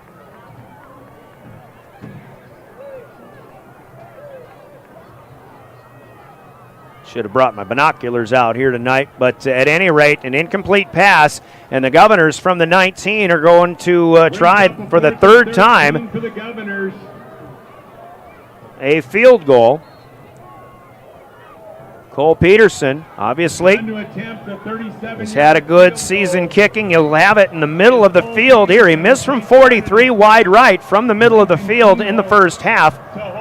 And then on a 29-yard attempt, the Governors botched the snap. We'll see what Peterson can do here. 36-yard attempt. Snap is good. Hold is good. Peterson's kick is good. Tack on 3 for the Governors, and that puts them up 17-3. At least 2 full touchdowns with the lead. We'll take a 30-second timeout. You're listening to Pierre Governor Football as the Governors kick when we return to River 92.7. Scott Darnell with Lee Real Estate in Pierre is ready to help you find your dream home. There are 10 things you need to do to buy or sell your home. Number 1, call him at 605-220-2676, and he'll handle the other 9. As your resident realtor on a bike, he will make buying or selling your home feel like a walk in the park, not an Ironman triathlon. Find him on Facebook or email scott@LeeRealEstatePierre.com. Lee Real Estate and Scott are proud sponsors of Central South Dakota Youth Sports and Events broadcast on Live Ticket TV. Well, we haven't had any scoring in this game since the 5:04 mark of quarter number 1 when Yankton kicked a field goal. Both teams have had opportunities since, but the Governors finally, here with 11:43 to go in the fourth quarter, get a 36-yard field goal from Cole Peterson, his first three-pointer of the season. That ends a drive where the Governors got a takeaway. A fumble lost by the Bucks. They go 21 yards in 6 plays, 3 minutes and 18 seconds off the clock. Now Peterson from right to left kicks one off. High end over end ahead of the 5-yard line, taken by Cody Oswald at the 6. Pierre with good pursuit, and Oswald will be dropped to the near hash mark at his own 15-yard line. So the Governors with a score to make it a 2-possession game. Well, it was already a 2-possession game, but now it's a 2-touchdown game. And then special teams covers them up. And Yankton has the ball in poor field position in their own red zone. 11:37 to play in the fourth quarter. Yankton had a great fourth quarter against Sioux Falls Jefferson coming from behind, but they came up 3 points short last week. Here comes Swanson on first down, into the scrum, and the Governors will bottle him up. Gavin Swanson on the carry. Near side official still at the 15-yard line. That's no gain. Chase Sarda is in on the stop. Austin Foley is there as well. Those two guys have teamed up to play outstanding defense all night long. Reichen ready to go. Claps, pause, gets the snap. Quick throw out to Oswald near side ahead of the 20. He has it, but unable to make a move. And Jaden Wiebe in on the stop. He's asking the official about something, but that he may be not appreciative of. But Yankton now out to the 23. That's a gain of 8. Cody Oswald with his second catch on the night. 25 passing attempts for Reichen, only 83 yards. Now Swanson bottled up on 3rd and 1, pushed back on a tackle for loss. And Yankton is in this position going to have to kick it away again. Gavin Stotts in on the stop as they spot it. Still at the 23 for no gain. Trevor Paulson stands inside his 10-yard line. Jaden Wiebe, who returned a punt against the Douglas Patriots a week ago, he's back inside his own 45. Paulson gets a good snap, gets a nice kick. Wiebe going to let it bounce at the 50, and Yankton will run it down inside the 40, rolling to the 36. Governor football still with a 14-point lead, 17-3, change of possession. 9:55 to play, quick 30 seconds. We're back with more Pierre Governor football. As community bankers, BankWest employees are deeply committed to supporting local causes, growing the local economy, and creating local opportunities. At a time when you can bank anywhere, we hope you choose BankWest. We'll be your financial partner for the long haul, helping you and your community achieve financial success. BankWest. convenient, connected, committed. Member FDIC. We're back in Yankton. Governors and Buffaloes both leading their respective football games. First down throw from Keenholz up the near seam looking for Jack Merkwan. Great defense again. Jaden Supergessi will knock it down. It'll be 2nd and 10 at the 36-yard line. Still plenty of time left in this game. That play started at the 9:55 mark, now 9:48 with 2nd down coming up. But you'd really like to see the Governors start running the football perhaps. Even now it would be a good time to start chewing clock here in the 4th quarter, leading 17-3. Heading from right to left in road white with the green helmets. Keenholz alone in the backfield. Here comes a run. Starts up the middle, bounces right, has a first down and more into Yankton territory to the 45. Falling forward at the 42-yard line. Big gain there for Lincoln Keenholz and a first down, Governors. 22 on that scamper. Keenholz was over 100. Actually had 94 at halftime. First run of the second half gave him 100. Now that got him at about 145 unofficially. First down and 10 rather.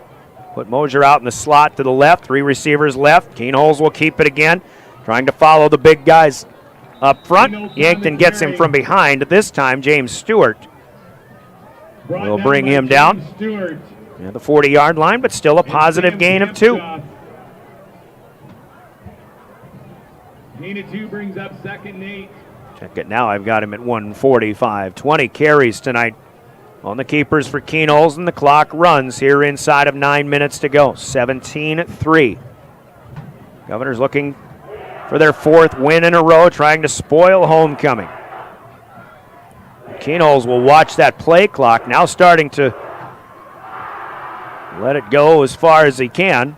Yankton bluffing a blitz. Keenholz will keep it up the middle again. Starts left guard, rolls back to the right tackle, and up the middle of the field. There's Stewart again for another tackle, but a positive gain again for Lincoln Keenholz inside the Yankton 35, brought down at the 34, a pickup of 6. 3rd and 2 for the Governors. 2 to go here in this sequence for Pierre. Both teams have all 3 timeouts left. We're coming down to the 8-minute mark. As Keenholz bides his time. 1 receiver wide on the far side right, 3 to the left near side. Keenholz will keep it again, cuts back up the seam on the far side. First down, Governors inside the 30 to the 25. And they may even give him to the 24, a pickup of 10. Jacob Larson in chase. Runs him down. The Governors will move the chains. Big gain there. And a big possession, as we continue to say. Governors just trying to make sure that they make things as difficult for the home team to get back into this game as possible. Far hash mark. Governors started on their own 36-yard line, now at the Yankton 24. Keenholz with 3 on the play clock, takes the snap, keeps it on the ground, running left with room, but actually running a lot of east and west. Looks like he'll only get 3 to the 21. Looks like he wanted to cut back not once, not twice, maybe 3 times, but it's Oswald who gets him down. After that pickup, 2nd down and 7, but most importantly, we're under 7 minutes to go, and the clock has continued to run here for these last 3, 4, maybe 5 plays that Keenholz has kept it on the ground. 10 on the play clock. Governor offensive lineman checking situations as well. Everybody ready to go. Keenholz has it again. Following. Kyle Albertson with a lead block. Outside, out of bounds. Rather, Christian Bush was the one I was looking at, 7'4". Charlie Foote will get him out of bounds, but not until Link's got the 15. Picking up 6 more, and that'll be close to another first down. Looks like a yard shy. Brings up 3rd and 1. 3rd and 1 to go in the red zone. Go the Governors again. 6.5 minutes to play.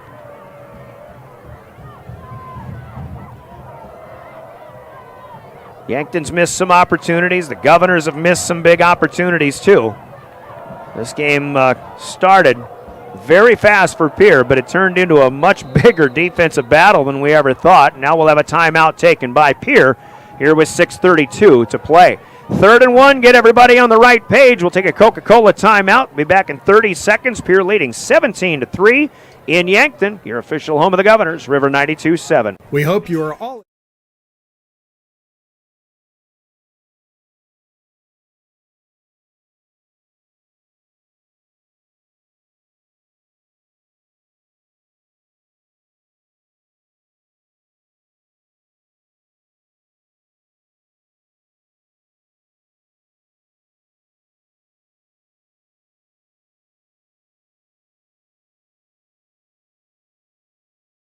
We hope you are all enjoying the student productions of your school. Tonight's event and every event produced by your school during the school year are created, filmed, and produced by the students you love to follow and support. Become a booster of your school's live event coverage by becoming a sponsor. It's a great way to show your support of the athletes and students in your community. As a sponsor, you'll get great visibility for your business, organization, or family by supporting the live productions of your school. Defensively for Pierre, you can't say enough about what they've done, but the offense is the unit out there trying to make at least one more play right now so they can maybe give themselves a few more.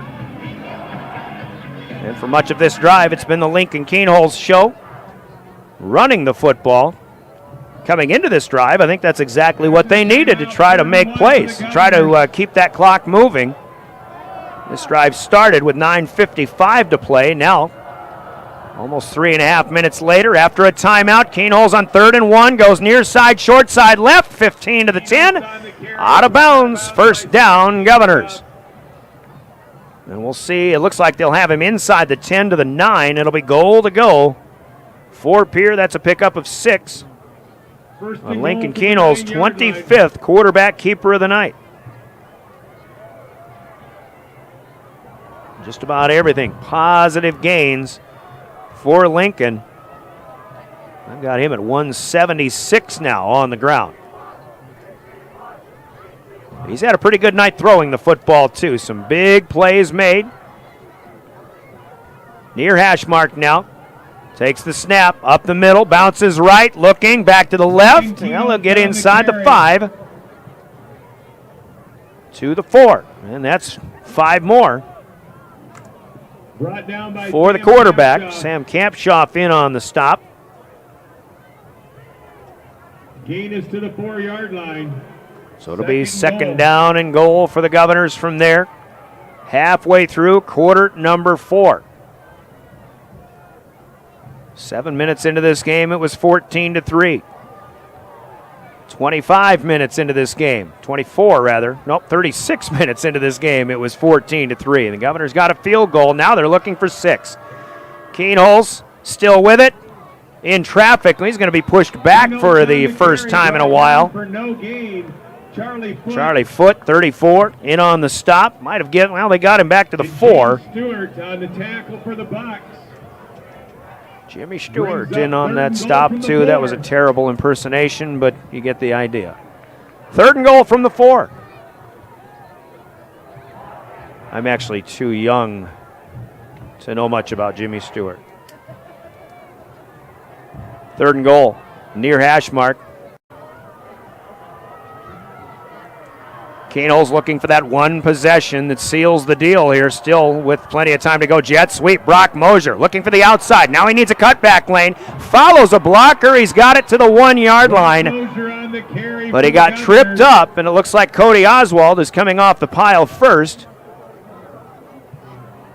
That was a good play call. Good play call, but Mosier just could not get there. 4th and goal.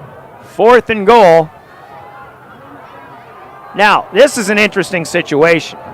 You put your field goal kicker in there, you can put yourselves up by 17 points if you make a chip shot. That's 3 possessions. But the Governors, they've had no trouble picking up 1 yard for most of the 11 plays on this possession. Keenel straight ahead. Touchdown, Governors. That ball was snapped right at the clock ticking to 0 on the play clock, but Lincoln Keenholz just follows the big guys up front, and they push enough into the end zone for 6. Lincoln Keenholz puts the Governors on top 23-3 with 4:11 to play. And the Governors in very, very good position now. Cole Peterson in for the PAT. Snap, spot, hold. There was a good rush from the left side of the Governor line, but the kick is up and through. Cole Peterson with the PAT. Governors take a 24-3 lead here. We'll take a 30-second timeout. We're back for the Pierre kick. See what Yankton's got left in this homecoming night as we return for more Pierre Governor football in 30 seconds on River 92.7. John Hoffman Electric is your neighborhood electrical service contractor and so much more. No job is too big or too small for our team of professionals. We pride ourselves on keeping up with new technologies such as Aerial, an augmented reality visual tool used to customize and experience a finished space before breaking ground. So whether you're building new or renovating a home, farm, or commercial space, let John Hoffman Electric light the way. John Hoffman is a proud sponsor of all local activities broadcast on Live Ticket TV.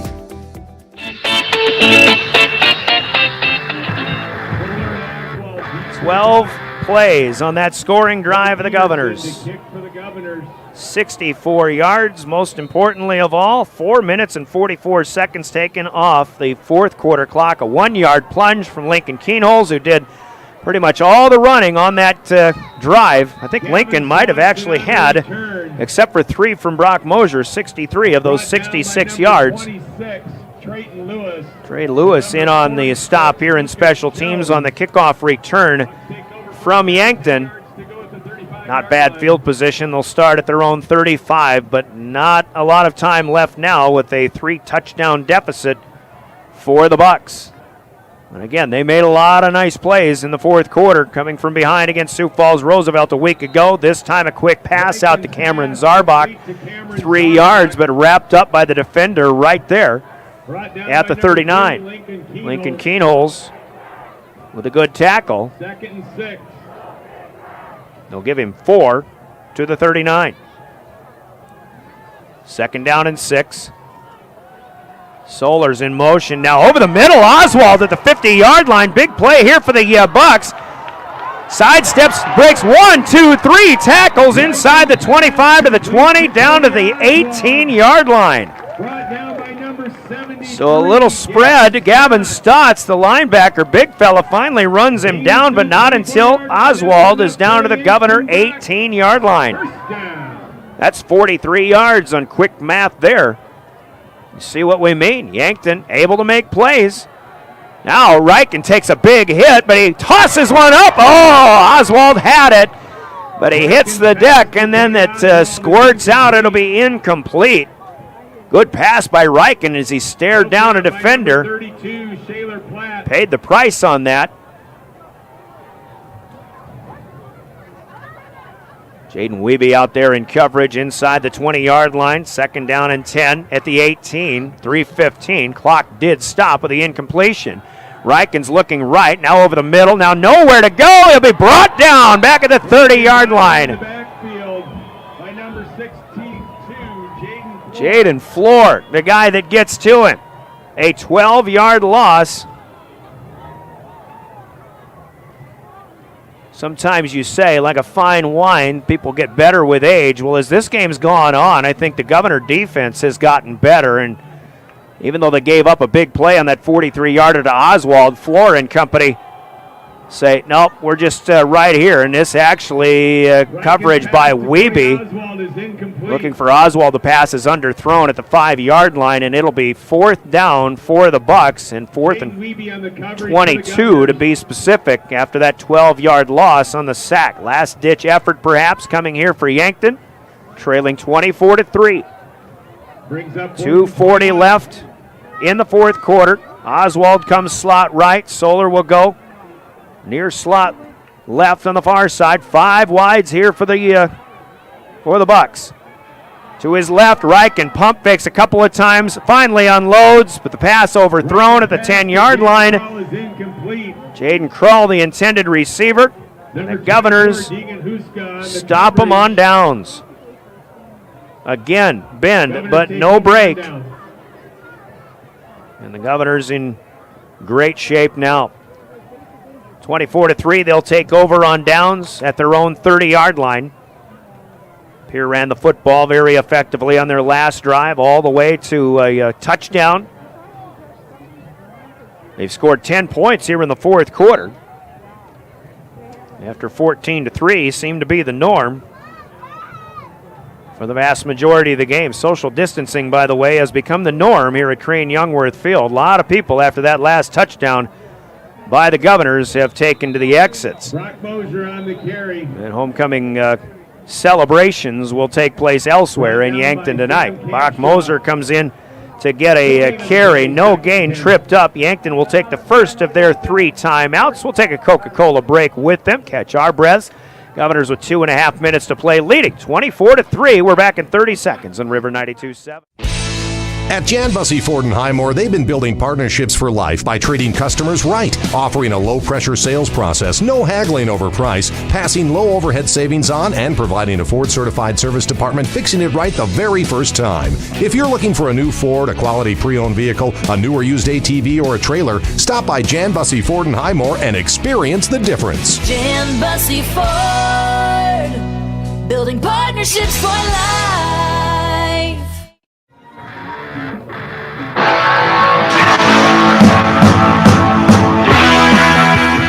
24-3 here, Governors in the driver's seat. We mentioned surprises earlier tonight. Huron had a 21-0 lead at Aberdeen at halftime. The Golden Eagles have scored a couple of touchdowns in the second half, and now in the final minute, they are back within 21-14. But Huron in a good position to maybe outlast the Eagles there. Huron comes to Hollister Field in Pierre for the Governor homecoming next week. That'll be right here on River 92.7. Pitch back here. Mosier coming to the near side. Ooh, he almost lost the football. And he caught it back. He'll get a gain to the 35-yard line, but he's out of bounds, and the Governors didn't really need that. Didn't need to stop the clock here. But it is a gain of 4, we'll call it. Nope, of 5 to the 35. Third 5 for the Governors.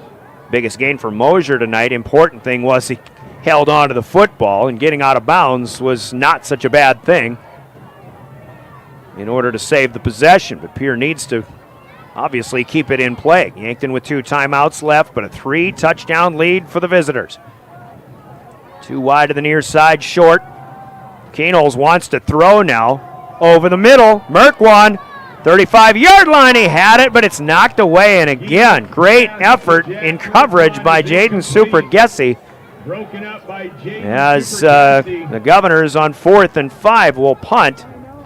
And yeah, I know it's easy to say, why are you throwing the football? You know, Steve Steele and his company, Sean Lewis with that defense, the way they've been playing, I think they can trust the defense to hold here with 2:16 to play. Cody Oswald deep for the ball. Let Keenholz put as big of a boot into this one as he can, but try not to outkick the coverage. You're probably going to be taking a timeout, and they will, with 2:16 to play. Their second charge timeout of the second half. We'll take a 30-second break with them. Brought to you by Coca-Cola Bottling in Pierre. Get a Coke and be back in 30 seconds. The Governors lead 24-3 on River 92.7. This fall, Grossenberg Implement is your destination for tractor and combine parts. Check the website for new aftermarket parts just added and get on their mailing list so you don't miss out. This week, get 8% off all hay moisture testers. Hey, can't beat that deal. Check it out this week at Grossenberg Implement. Locations in Winter, Pierre, Phillip, and Belfouche, South Dakota, Bloomfield, Hardington, and Wayne, Nebraska, and Sundance, Wyoming. Or you can check out the Grossenberg customer calendar for details. If you're hunting for a great deal on your next ride, get into Gateway Ford Lincoln Toyota in Pierre. 24-3, Governors. Our homecoming night here in Yankton.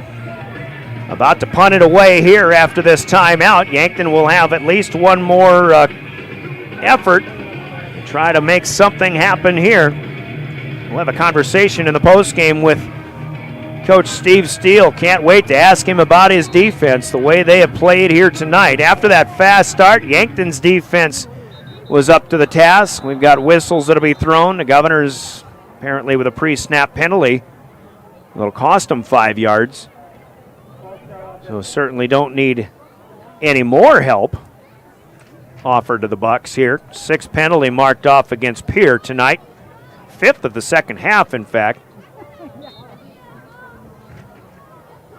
6 penalties, 50 yards against. Cody Oswald's alone at the 35-yard line. Yankton might be bringing the house on this one. Keenholz with a quick kick.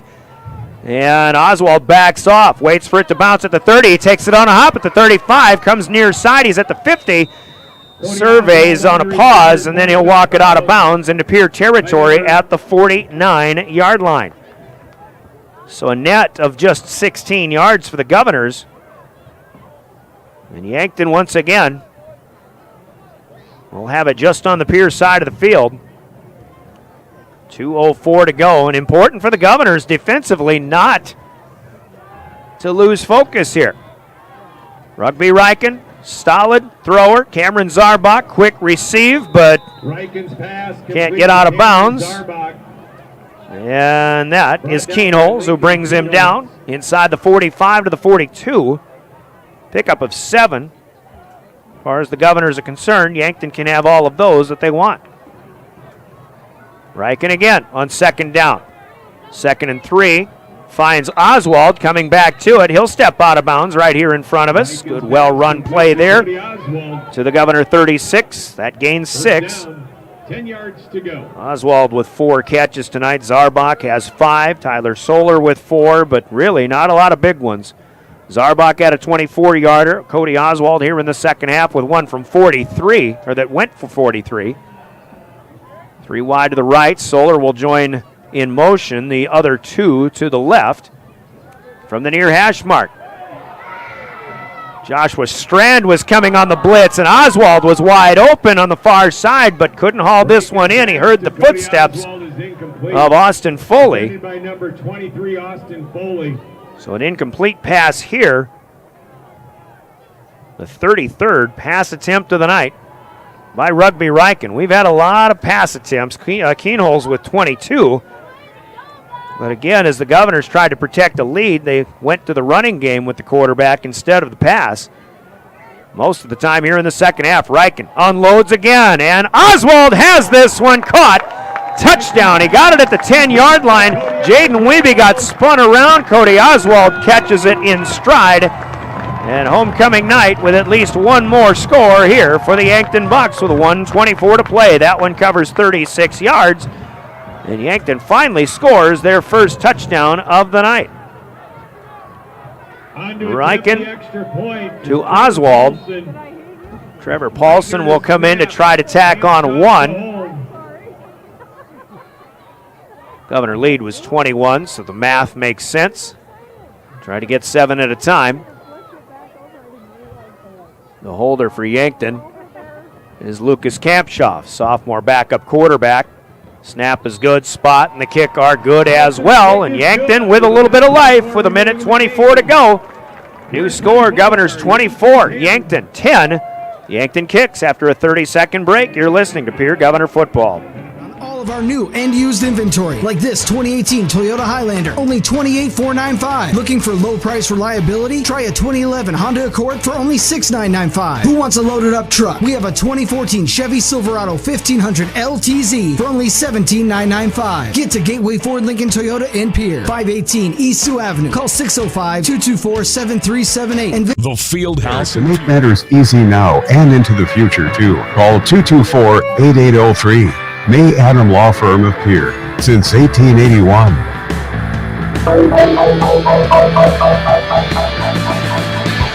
Well, Yankton gets a 49-yard drive in 3 plays and a 36-yard touchdown pass from Rugby Riken to Cody Oswald from 2:04 now to 1:24, just 40 seconds taken off the clock. The Governors with a 2-touchdown lead here. Trevor Paulson tacked on the PAT. Onside coming, we assume. It takes a hop and a good job in coverage right there, falling on it at the 50-yard line, falling into the Yankton 49. Recovered by Spencer Eastland. They say Devin Dodson. I know Devin. Good job, Devin. But my stat sheet says Eastland. At any rate, the Governors have it at the 50-yard line and a couple of kneel downs, and this game should be over. Yankton's got a couple of timeouts that they can use yet. Keenholz is still going to be out in the gun. Mosier back there as well. Receivers to spread things out. Handoff on the inside. Mosier straight up the gut on the near hash mark. 3 good yards for Brock here. And Yankton will take the timeout.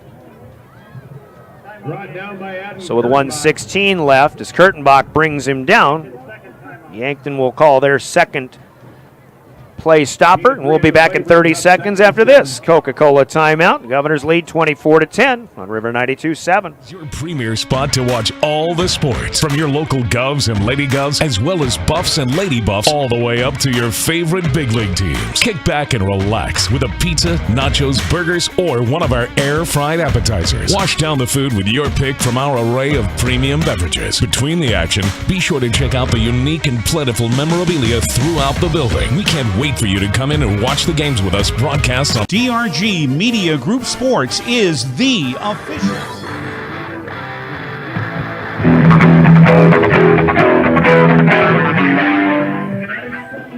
.116 left here at Crane Youngworth Field, Yankton, South Dakota. Pierre 24, Yankton 10.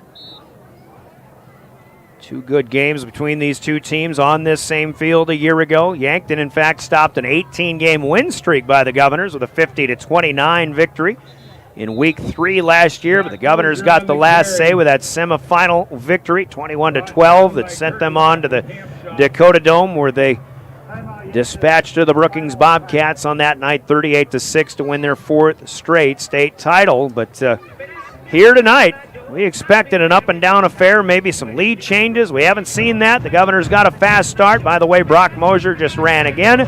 He's inside the Yankton 45 to the 44. Good head of steam for another 3 yards, and Yankton will call their final timeout here in the second half with 1:10 to play. Timeout sponsored by Coca-Cola Bottling and your favorite Coke product, Coca-Cola Bottling of Pierre. The Bucks right now looking like they'll drop to 2-3 with their second straight loss. The Governors will win their 4th straight, and it's homecoming for Pierre next week as they'll take on the Huron Tigers, who have pulled off the upset tonight, 21-14 up at Aberdeen. Aberdeen Central started 3-0, but they dropped their second straight. Mosier with another run on 3rd and 4 inside the 45. Got hit by Kampshoff and spins forward for another 3 yards to the 41. So 3 yards here and then there again. And the Governors have 4th and 1 as they'll milk the clock for all it's worth. 20 seconds left to go should put the game clock down to 24 seconds. Pierre is going to go for it, and there's no reason not to. Mosier again, done a pretty good job on this sequence. Receivers are there still. Yankton ready to come quickly with that blitz. Now they're backing off, and Keenholz asks for a timeout. That'll be Pierre's final timeout with 23 seconds to play. One final 30-second break. We'll come back and finish off regulation play here. 24-10, Governors in Yankton on River 92.7. Voice of the Pierre Governors. Keenholz wants to run again, and he's got room. 40, 30, foot race to the 10, 5, and a touchdown. Pierre will come back and set up Avery Kaiser on the outside left through the block, and that's down. The official voice of the Pierre Governors, River 92.7, and also at the River 92.7 page of the DRG News app, brought to you by Golden Buffalo and DRGnews.com. Federal Credit Union.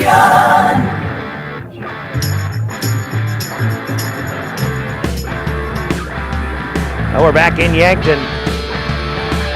Governors on a 4th and 1 as they lead 24-10. And, well, obviously, if they pick this one up, the game is over. Neither team has a timeout left now here in this second half. Keenholz, in fact, is going to punt. So that's probably a pretty good idea, too. Cody Oswald back deep. Keenels will just pooch it over to the right side. Make sure it bounces. It does at the 15. Oswald takes it on the 10-yard line on a hop. Hesitates up the far sideline. Good yardage and still on his feet after he bounced a Governor out of bounds, but I guess he steps out of bounds as well at the 36-yard line. That'll leave Yankton with 36 seconds, or let's check that, with 11 seconds left at the 36-yard line. Time for one play, maybe two, but probably not time for two scores as they trail 24-10. The Bucs will take to the road for the first time in 4 weeks. Next week, they head up to Mitchell to take on the Colonels. Mitchell seems to be reeling a bit. They're taking another big loss on the chin at Brookings tonight. Here's Cameron Zarbach, pass caught, 45-yard line. The Governors will wrap him up, and that'll do it. Reichen's pass complete to Cameron Zarbach. A gain of 9 for what it's worth to finish off the stats, but the Pierre Governors are the winner for the fourth straight time. Your final score on the Gales Gas Service scoreboard, the Governors 24, and the Yankton Bucs 10. Pierre 4-1 on the season. Yankton with the loss falls to 2-3. Good win tonight, and pat on the back to the collective defense in this one. We'll talk about it in full when we come back. Our post-game show's coming up. By the way, the scoreboard brought to you by Gales Gas Service in Pierre. We're dipping into the 50s here tonight at Game's End, and Gales Gas Service will be the place to call. Use their budget plan and keep full service to keep warm all winter long when that finally hits as well. 24-10, your final post-game comes up. It's brought to you by Family Dental Offices in Pierre and Gettysburg. We're back after this 3-minute timeout. You're listening to Pierre Governor Football, your official voice of the Governors, River 92.7 and drgnews.com. There's an app for everything, including high school sports from the stations of DRG Media Group. Download the DRG News app brought to you by the Golden Buffalo Casino from the App Store or Google Play. It only takes a moment, so you'll have it to replay this game. See live and archived video of all games. And when you select your favorite station during the live stream, the video will immediately pop up. See Central South Dakota high school sports on your phone or mobile device with the DRG News app brought to you by the Golden Buffalo Casino. Download it now at the App Store or Google Play.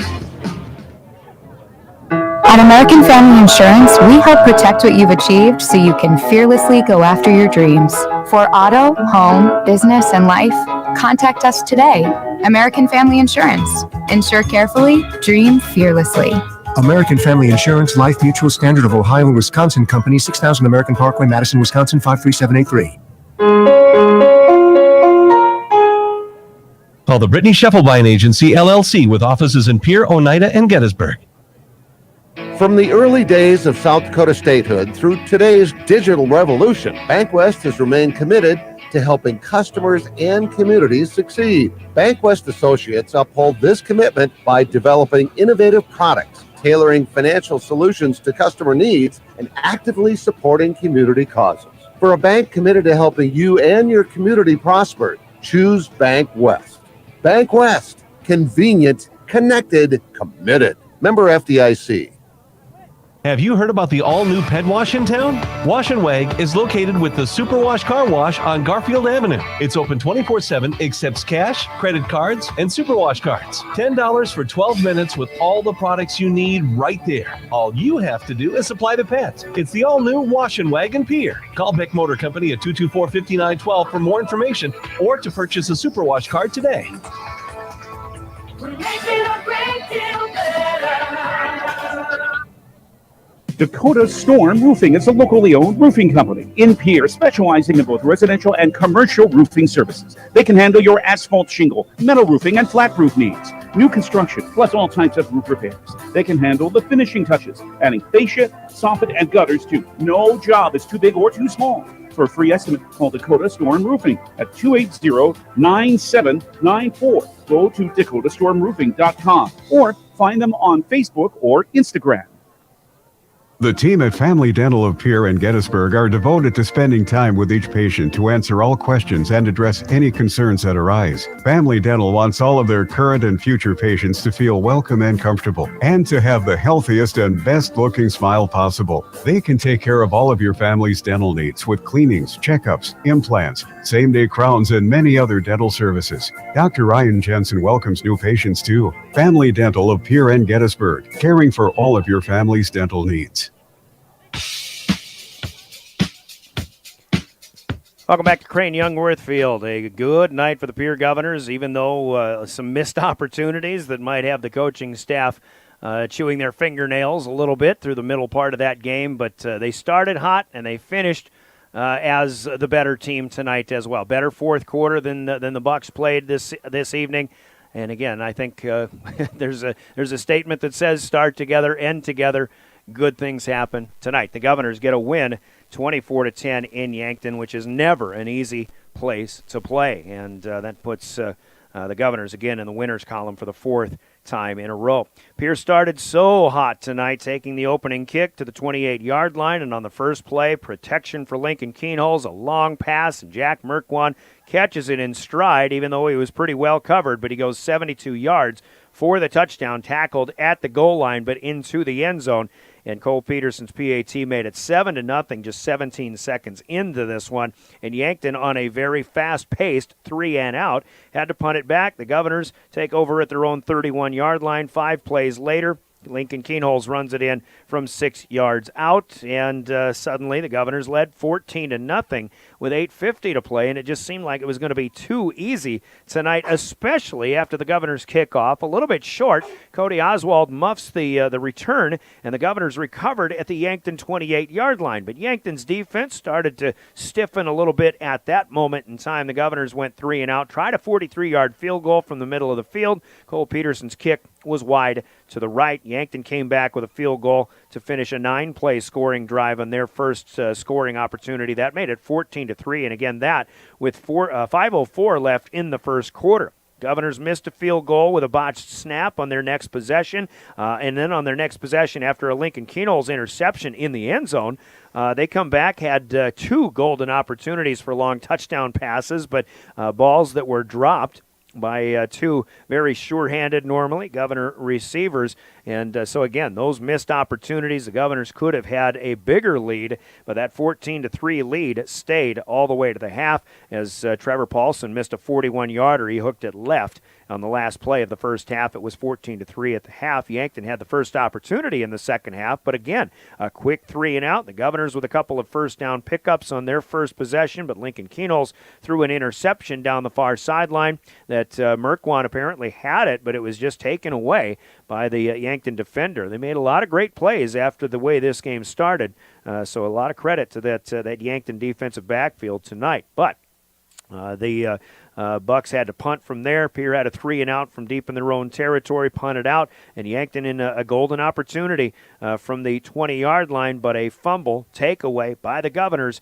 and they had it at the 42-yard line of Yankton, but 3 plays later, they lost it on downs, and then maybe on a what I thought was a bit of a questionable call on the spot, but Yankton gave it back, and then they fumbled it right back as the Governors take over once again, trying to protect that 14-3 lead, and finally, after a scoring drive that started at the 30-yard line, Cole Peterson ends up kicking a 36-yard field goal, and the Governors had a little bit more of a comfortable lead at 2 touchdowns, 17-3. That was very early in the first minute of the fourth quarter. After a Yankton 3-and-out, Pierre goes on a drive, a game-clinching drive, we should say, 64 yards in 12 plays, 4:44 off the clock, pretty much all Lincoln Keenholz, including the 1-yard run for the 6. That made it 24-3 with Cole Peterson's PAT at 4:11 to go. Yankton, a couple of possessions later, did get a 36-yard touchdown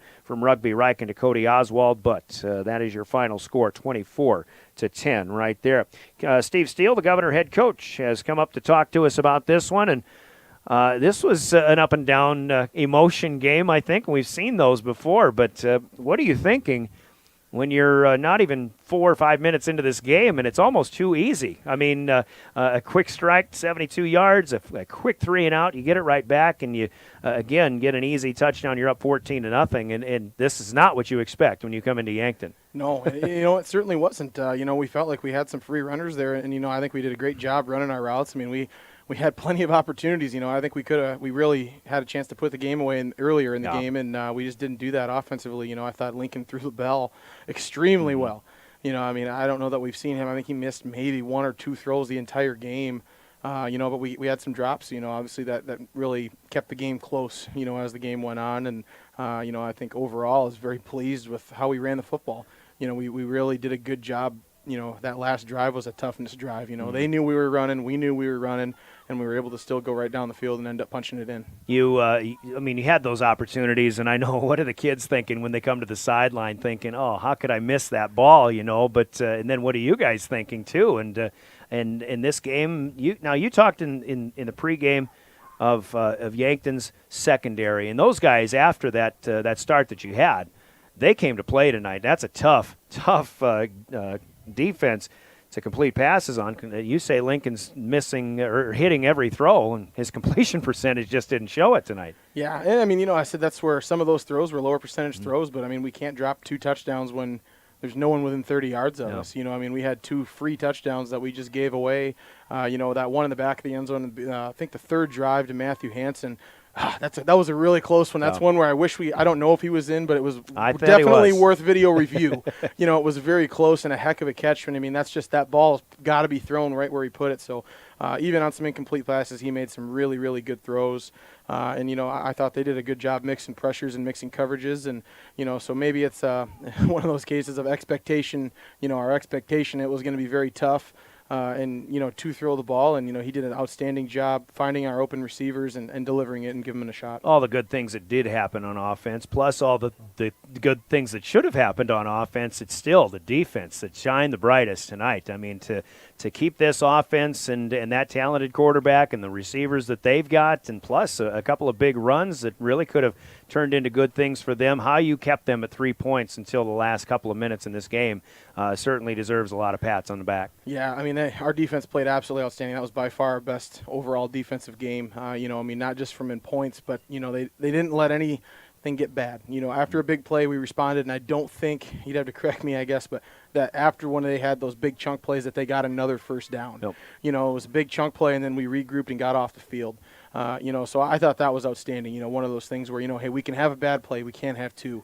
And then being able to rebuild that momentum back and not really ever let them feed off the energy in this place. Because, again, it's Yankton and it's homecoming. It was a big crowd, and that was, the biggest concern is if they can get this crowd into it and get that energy alive, it's really hard to beat them here. And, our defense had a huge part of keeping that energy down. And when that offense is running on such a fast pace, they want to get right up there and snap the ball again. How do you defensively keep your mind in that game, keep the focus so that you can come back and make another play rather than let that momentum continue to build? Yeah, I think Brody Gilbertson deserves a lot of credit for that this week. He runs our offensive scout team against our starting defense, and he had wristbands built up so that, it had the play on there, and he was running fast plays. He got a lot of plays in and really did an outstanding job simulating that tempo, and being able to just crank through plays. And, I think that practice throughout the week made everybody think faster and get things in faster and communicate and line up, and because that's the hardest part with tempo, is getting a call in and then getting lined up and getting everybody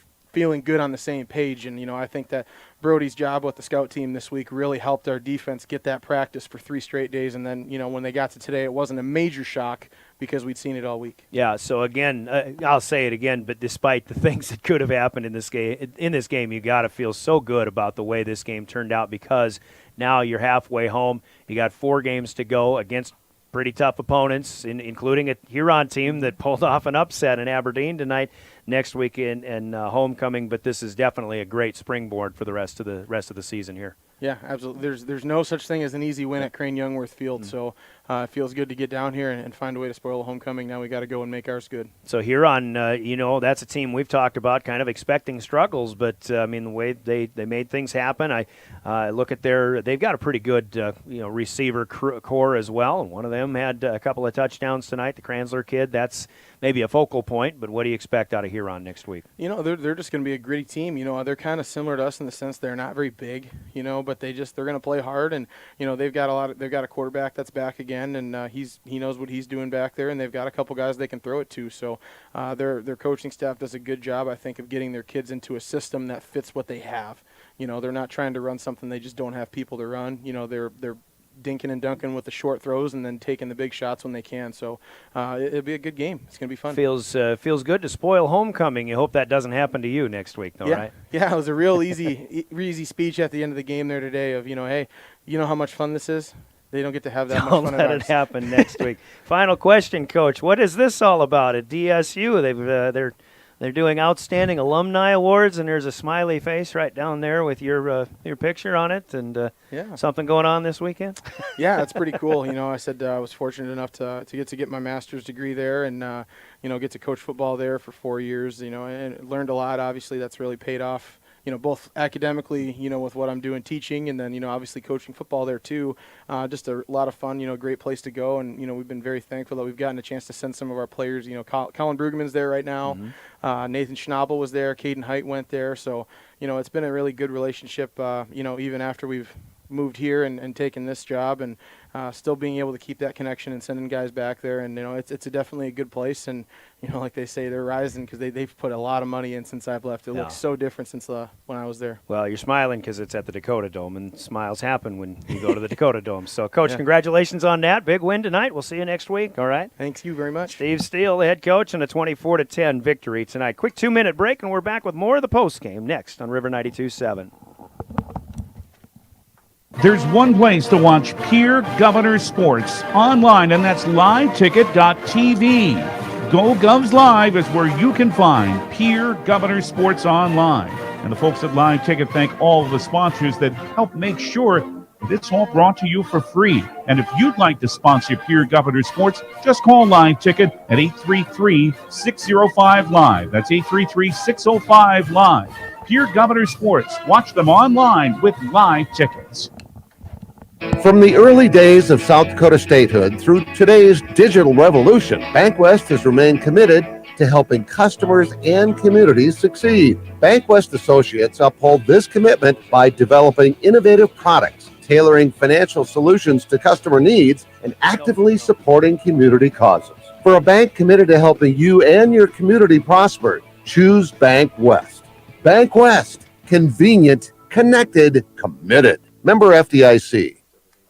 Hey DQ fans, is there any better way to bring people together this season than delicious Blizzard treats from DQ? With the new Fall Blizzard treat menu, there's a little something for everybody and a lot of fall flavor in every treat, with flavors like new pecan pie, returning pumpkin pie, Reese's Pieces cookie dough, sea salt toffee fudge, Oreo mocha fudge, Choco dip strawberry, and Royal Ultimate Choco brownie. This may be the greatest Fall Blizzard treat lineup ever. Only way to find out is to try it for yourself today at DQ. Happy tastes good.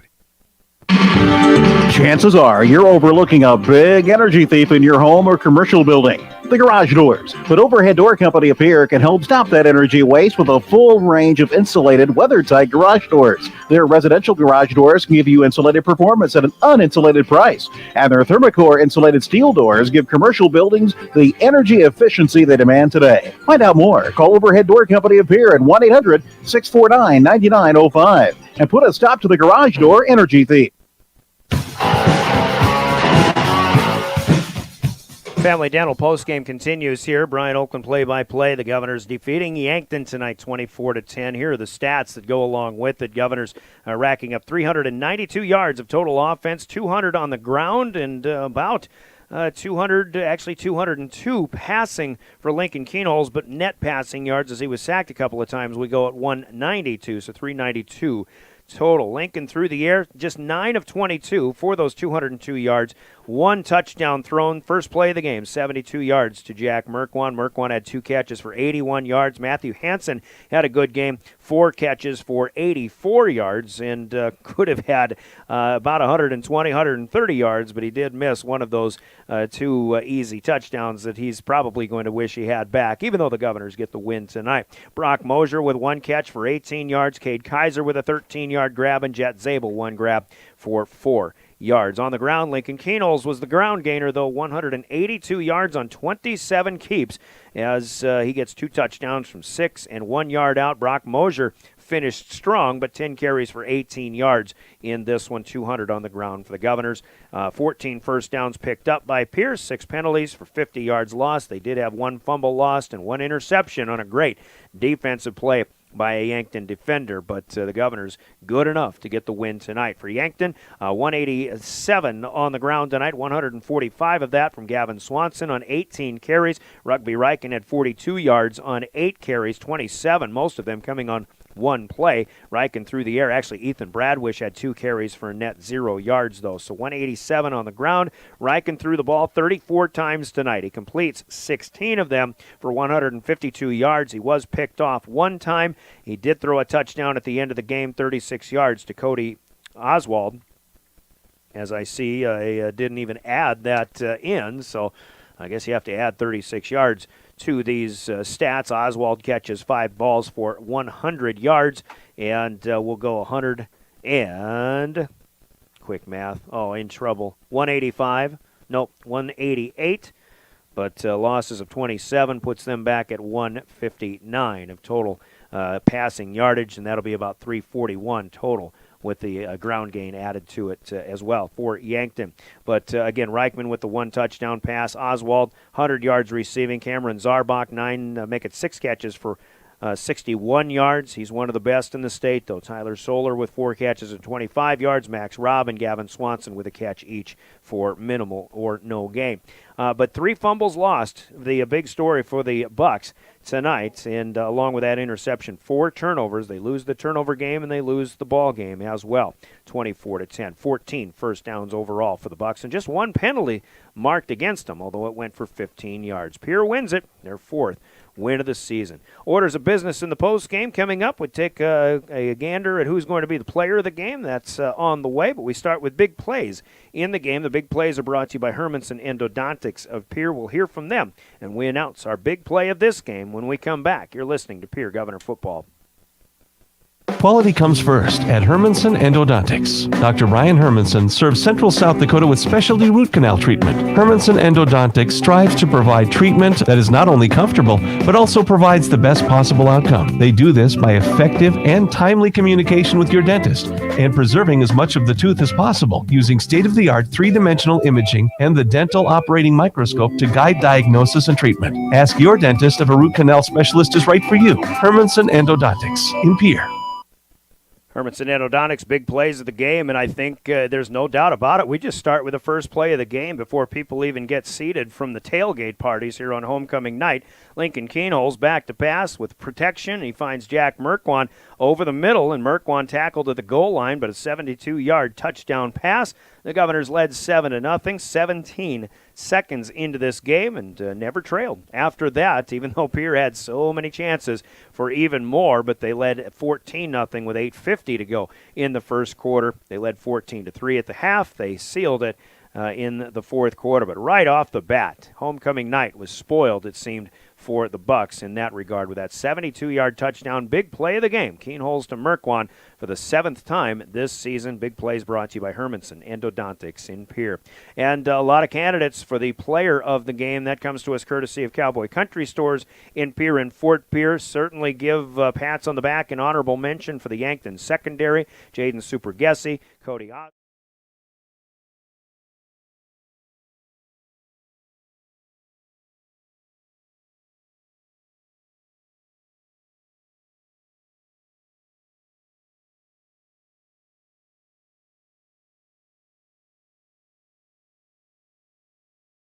Governor postgame. Anytime is a good time for Cowboy Country Stores in Pierre and Fort Pierre. Fill up your tank and your stomach Head to the campground, fish the waters, back to school shopping, wherever you're headed. Cowboy Country Stores are ready for you. Feed the family while on the go with delicious foods. Breakfast starting at 5 a.m. Fresh baked pastries, coffees, regular and breakfast pizzas, convenience with a capital C. Cowboy Country Stores and Champs Chicken on Euclid and Harrison in Pierre and in Fort Pierre.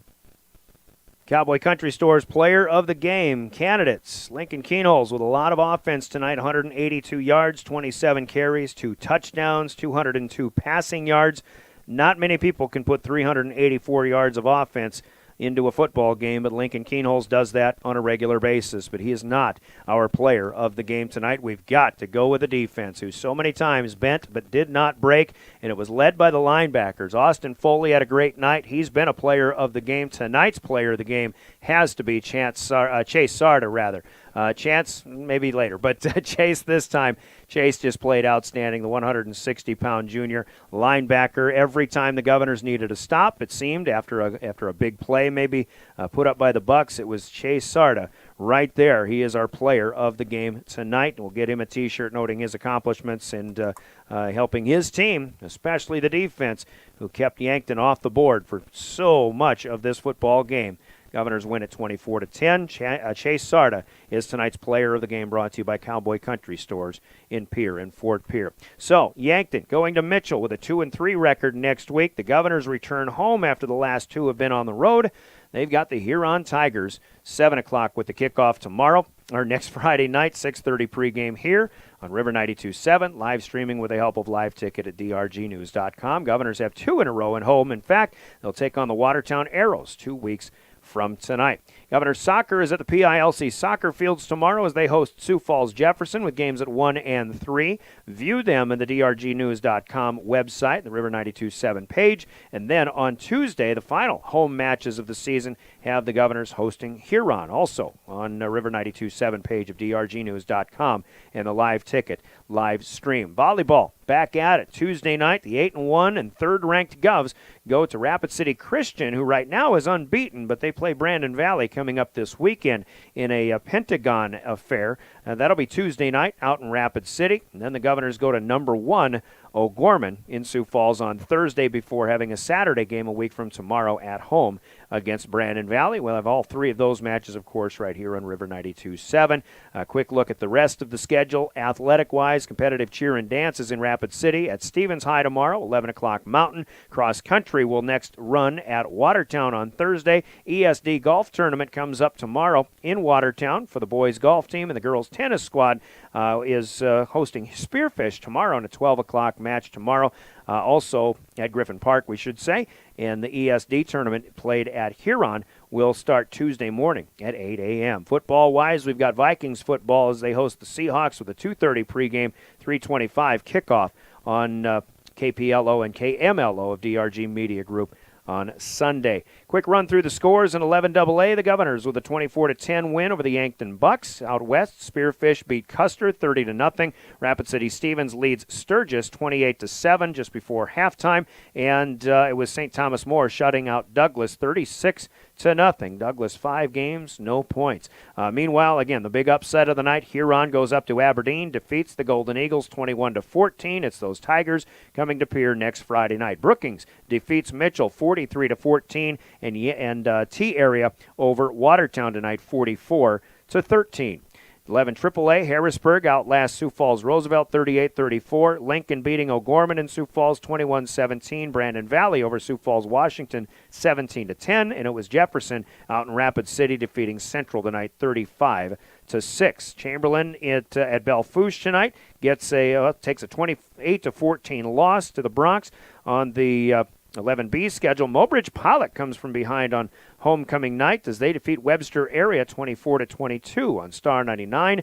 Down the way, Winter had a Mercy Rule win over Wagner. The number 1 Warriors continue 57-6. The win over the Red Raiders that time, and Miller Highmore Herald gets a win tonight on KPLO. They defeat Jim River in a fun 148-36. Stanley County had homecoming night tonight.